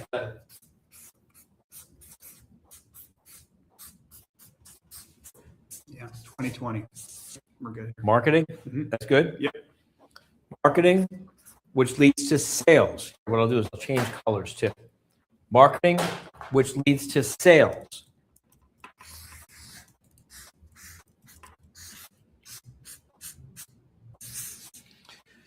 Sales is very, very simple. It's something you can learn. It's something you can practice. It's something you can get comfortable with. It's something that can be that you can hire a non-attorney salesperson for. How to manage a small law firm. I think going back to 1999 that I've been in this industry, we're the first people who have been teaching lawyers how to use non-attorney salespeople. We call them dragons. It's a big, long story. Why we? Well, I guess here's the story. We got some time. So as you, if you've ever seen the movie How to Train Your Dragon, anyone ever seen that movie?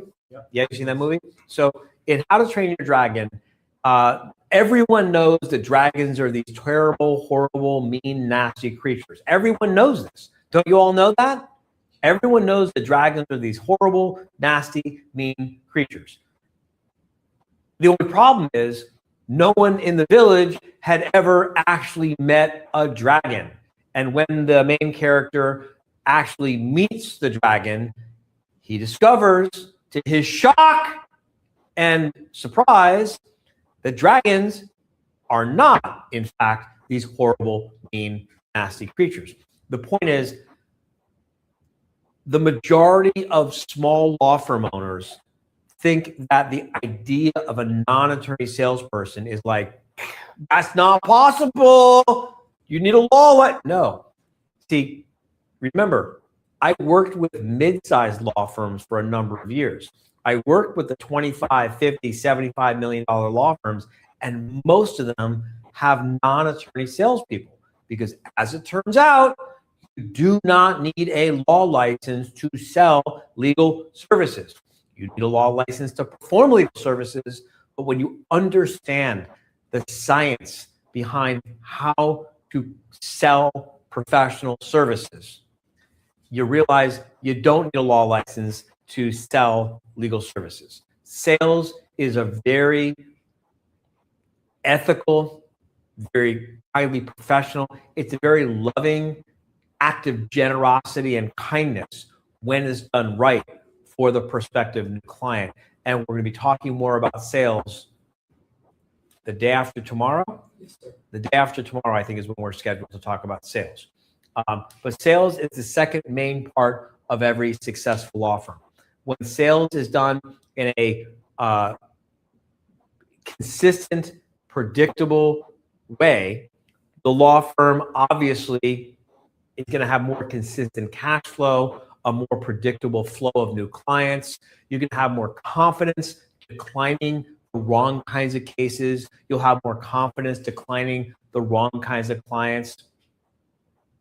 Also, you'll have a lot more confidence when it comes to hiring staff before you're desperate, because marketing and sales is bringing you a consistent, predictable flow of new clients. And so you can hire that attorney or hire that paralegal 6 months in advance. You start looking for them before you're desperate, and then you take the first warm body that walks in the door.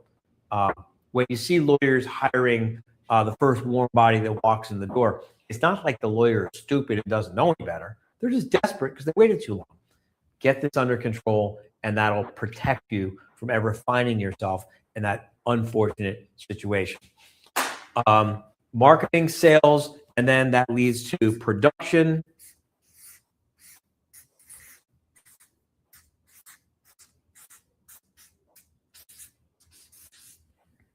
Production. This is how the work gets done. These are the processes, the systems, the procedures, the checklists, the templates, the samples, the recipes. This is how the work will get done in a consistent, predictable, dependable way by someone who's not living inside your head. You get it out of your head into documented, written policies and procedures, or even video policies and procedures. This is how you're able to hire great people. This is how you're able to hire good people and get them to work at a great level. This is how you hire great people and then get them to work like superstars. The superstars, the A players, they will come and interview your firm, and they will ask you about your documented procedures. And you look at them like, huh? Right? The superstars don't want to work from that environment. They're not going to be set up for success. They know that, and they're going to run. When you bring in someone for an interview and they're not asking you about your systems and your procedures and the documentation, when they're not asking you about what kind of onboarding plan they're going to have, when they're not asking you about their key performance indicators that you're going to use to track their performance, when they're not asking you about those kinds of things, heads up, you're not talking to a superstar. The superstars, they want to know that you've got your shit together with documented procedures. This is the key to how you step away from the firm for 30 days with emergency access only. And while you're gone, the marketing keeps working while you're gone because you've got documented procedures for how the marketing is supposed to get done. The sales keeps converting prospective new clients into paying clients because you've got documented procedures for how the sales process is supposed to be done. The work, the legal work keeps getting produced because you've got documented procedures for how it's supposed to be done and to what standards with what key performance indicators and so on and so forth. So marketing, sales, production, which leads to people. Is that big enough? It says people, right? I don't care if they're sitting in Argentina or if they're sitting in the Philippines or if they're sitting in Colombia or if they're sitting in Mexico or they're sitting on fucking Mars or if they're sitting in the office right next door to you. You got human beings working with you. And yes, AI is great. And we love AI and we use AI. AI is terrific. By the way, I'm not AI, I'm a real person. But we love AI. We use AI in some of them. We have an AI think tank that is just blow your mind. But at least for today and the very likely foreseeable future, which basically means probably most of our practical careers, there's still going to be people getting things done. Systems run businesses, people run systems. AI is not a replacement for people with a brain. AI is a tool that people with a brain use to do more work, more efficiently, and better.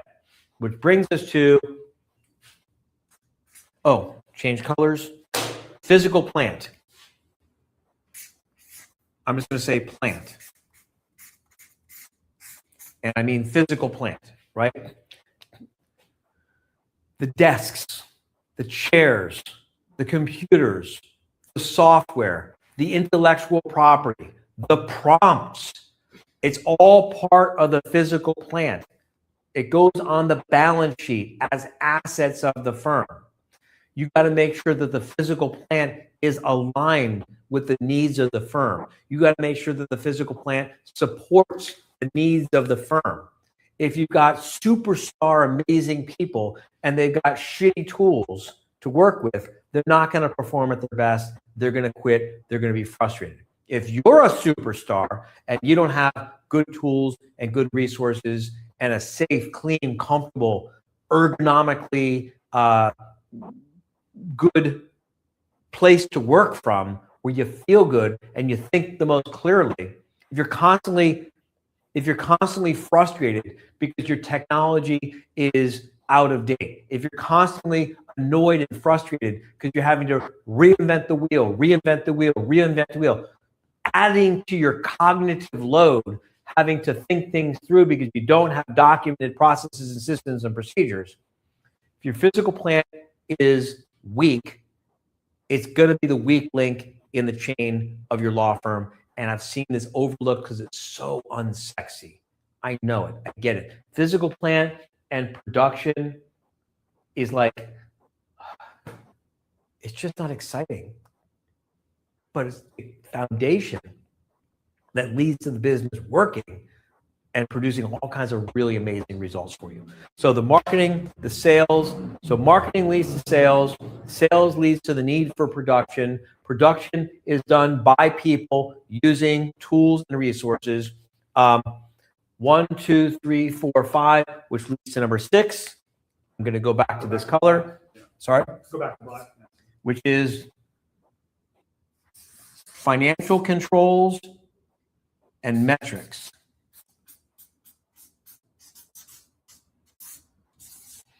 And we're going to be talking about financial controls and metrics, Monday. I think, on Monday. You don't have to have an MBA to be extremely smart about reading, interpreting, understanding, and being empowered by a good set of financials. I do not have an MBA. I do not have a CPA behind my name. I do not have a finance degree. I do not have a business degree. I have a really smart financial management degree from the School of Motherfucking Hard Knocks, and I got the scars to show it. I learned this stuff, unfortunately, the hard way, which is why I love making it easy for people. I love breaking this down and putting this into simple terms anyone can understand.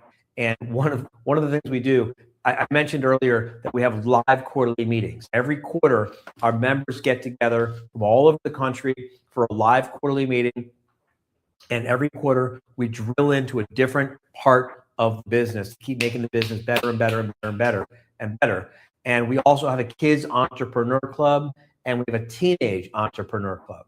And what we love to do is we love to teach your teenagers about financial literacy. And it's so much fun to put the teenagers on stage and have them teaching their parents, this is how a profit and loss statement works. This is how to read a profit and loss statement. This is how to analyze a financial profit and loss statement.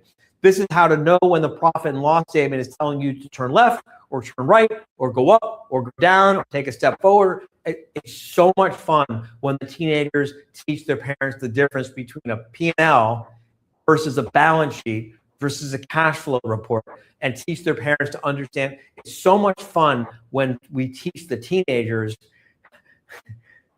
and the parents are like, I've been making excuses and now my teenager is taking me to school. Marketing leads to sales. Sales leads to production. Production requires people. People use things as physical plant. And this all leads to the need for financial management, financial controls, metrics, and key performance indicators so that we can make objective, rational, confident decisions and not make decisions based from fear. And ultimately, I'll see if this works in yellow. You think it'll work in yellow? It will not work in yellow. No. I'll try this. At the same time, yeah. I'll try two at the same time. Yep. I've double-fisted things before. I'll do it again. This leads to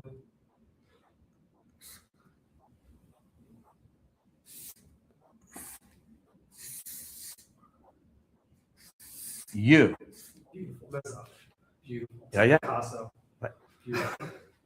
We'll auction this off to charity for Charity Land. Yes. Someone wants to buy this, I'll sign it, we'll date it, and we'll give the money to charity. Mm-hmm. Wouldn't that be cool if someone did? Anyway, Please put your bids in the chat. so it all leads to you, right? All of this is meant to serve you. Your law firm is supposed to serve you financially. Your law firm is supposed to serve you personally. Your law firm is supposed to serve you professionally. Now, before you start thinking, well, but it's a profession, it's not a business. It's both. The job of the lawyer is a profession. The business of a law firm is a business. The business of the law firm is what produces the income and the profits and the financial tools and resources that allows the law firm to do the marketing that brings the clients there in the first place. The business of the law firm is what produces the revenue that allows you to hire and train amazing staff. The business of the law firm is what pays for all of the tools and technology and resources that you need to practice law in today's modern world. You know, maybe there was a time when a lawyer could go out and like pluck a feather out of a turkey or something, and that's all they needed with a candle. But still, I mean, someone had to buy the candle. You need financial. Law firms generate gross revenue by delivering value to clients. The more value your law firm delivers to clients, the more gross revenue your law firm is going to have. If you want to have a law firm that grosses more, has a higher top line gross revenue number, build a law firm that can serve more clients. Profit is a function of how efficiently all of this works.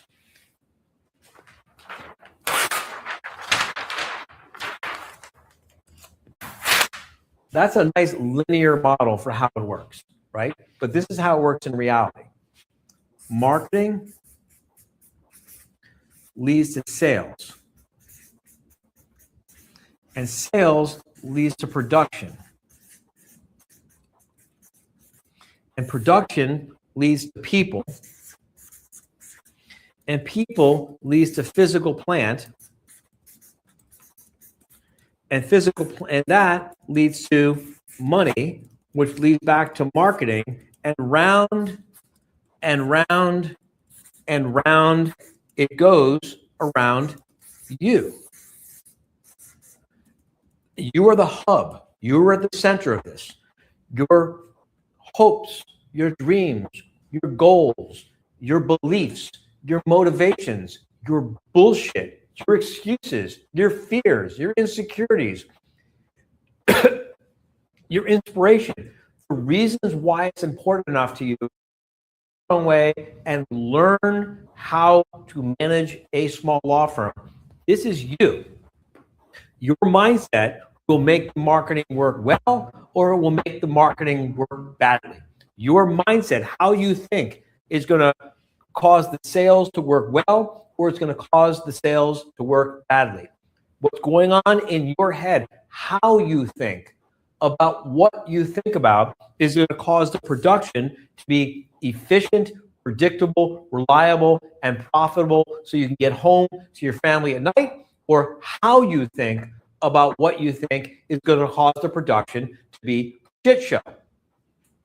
How you think is going to cause you to be able to attract the kinds of talent and give them the kinds of onboarding and training and feedback that they need to be successful.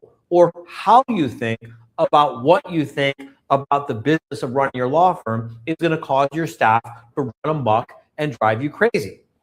How you think about what you think about your physical plant is going to cause you to make the kinds of investments that need to be made to equip you and your staff with the tools and resources and the technologies and the intellectual property, the documented processes, the documented systems, the documented procedures, the marketing channels, the intellectual property that makes their job doable versus making them do their job with, like playing golf with pots and pans. I mean, I guess you could, it's just not going to be as good.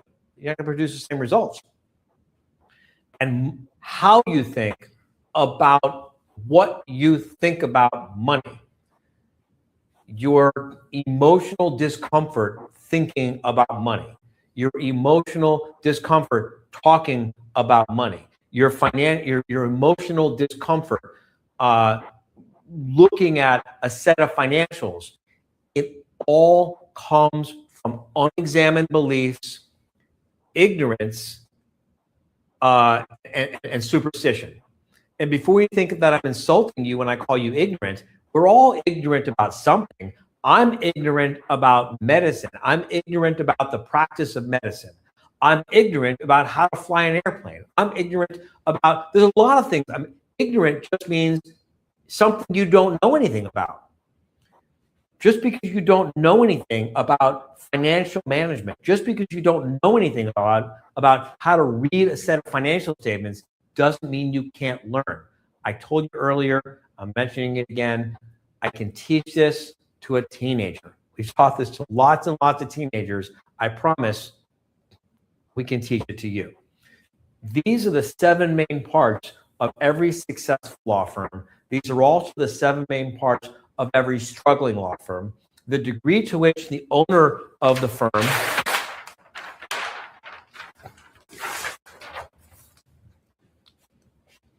I know you want me to make these bigger, but I'm just going to do it this way. Marketing leads to sales. Is that big enough? Yes. Which leads to production, which leads to people, which leads to plant, which leads to financial controls. If this is all in alignment, it flows. But imagine you are lucky enough to just be naturally gifted and blessed as a brilliant marketer. And you bring in a ton of prospective new clients. But your sales process is dog shit. What are you going to do? You're going to waste a lot of time and energy and money on marketing, and you're going to piss off a lot of prospective new clients because they're not going to have a good experience with sales. Or let's say you get the marketing and the sales working beautifully, but your production is a shit show. I mean, that's a bar grievance waiting to happen. Brilliant marketing, great sales, falls off a cliff when it comes to production. You're going to piss off clients. You're going to ruin the potential for referral sources. You're going to ruin the potential for repeat business. You're going to damage your professional reputation. I'm not even saying you will get a bar grievance, but it's just not going to be good. So you got to make sure it's on alignment. Let's say you've got kick-ass marketing because you went and hired the best marketing vendor in the world, who was the only marketing vendor in the world who told you the truth, because most of them are fucking liars. And you hire a marketing vendor, not all of them are fucking liars. There's a few that are not, but most of them are really fucking liars. Bad part. You look at what they're doing to market their own marketing agency, and you compare that to what they're trying to sell you, and you're like, what? Let's say you do amazing marketing, and let's say you do amazing sales, and let's say you've got amazing processes and systems and procedures in place. Well, you might as well file divorce now, because you're never going to see your family again unless you hire great people and onboard them and train them and lead them and communicate with them. Okay. So let's say you do amazing marketing, which leads to great sales, and you got great processes and policies and systems and procedures in place, and you hire terrific people, or even you just hire really good people, but because you gave them great onboarding and great training and great procedures, they do amazing work. But your physical plant is like a bunch of sticks that you rub together to make fire. I mean, they're all going to quit. All your employees are going to quit. You're going to be miserable. Your clients are going to be disappointed and pissed off. Your family is going to be really disappointed when the whole thing falls apart. Okay. So you went to this live stream, and because of this one single live stream, you've seen the light. Good.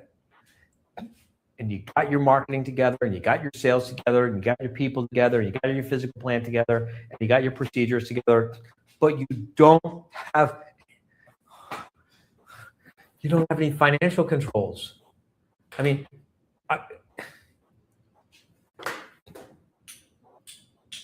tell you what, try this as an experiment, okay? Don't do this, but do this. If you do this, use your own judgment. Don't sue me if something bad happens. Fair? All right? This is what you do.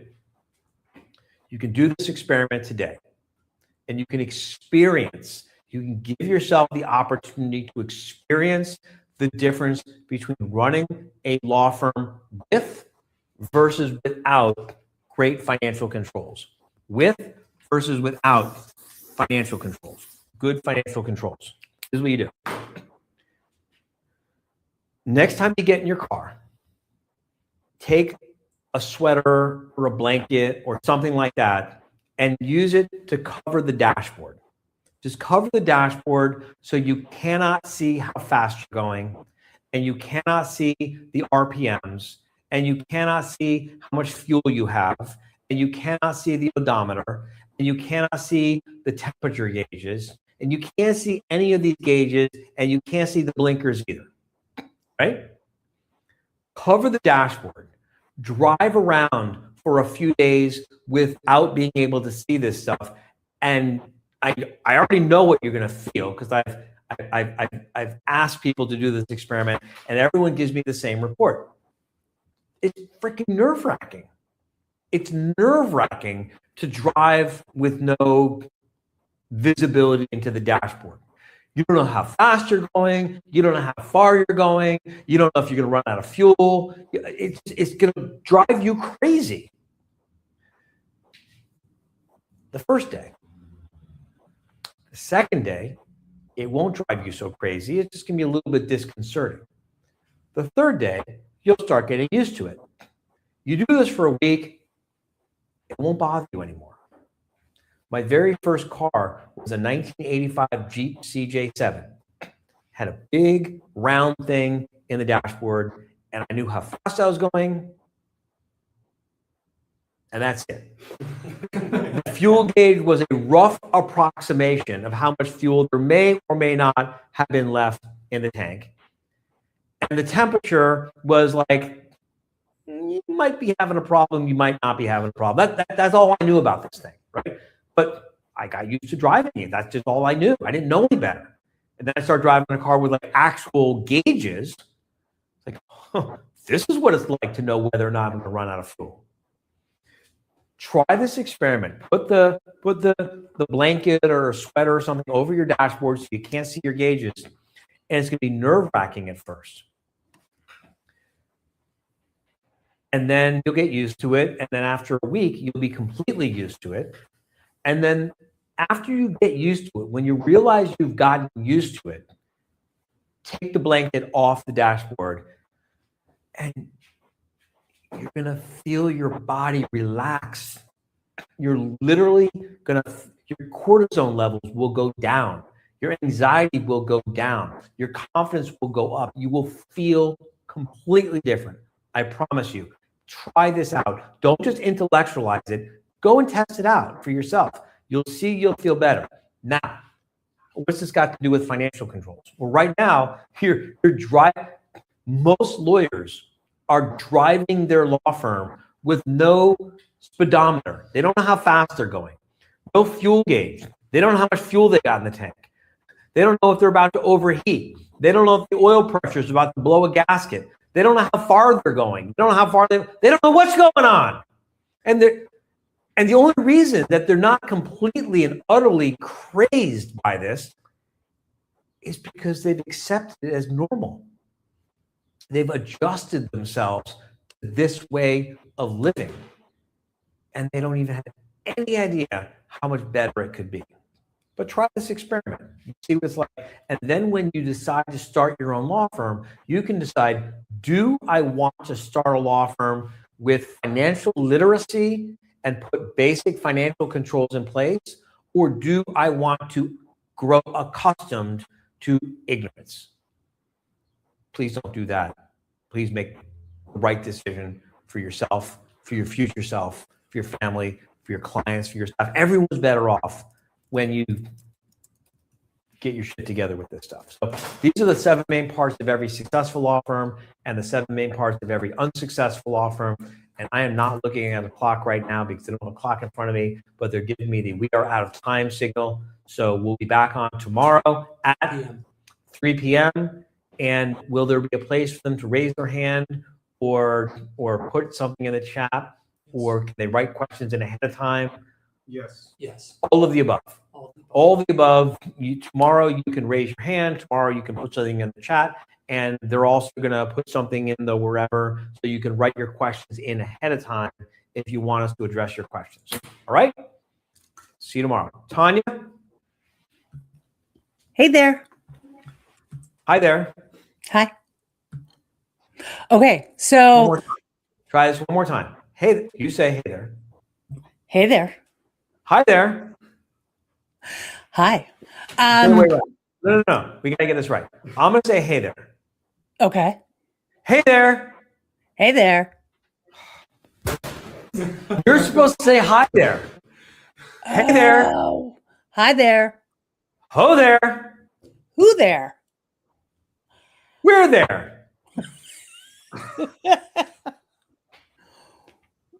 You I you don't only know. got 2 other choices or 3 other choices. When there? We're there. Why there?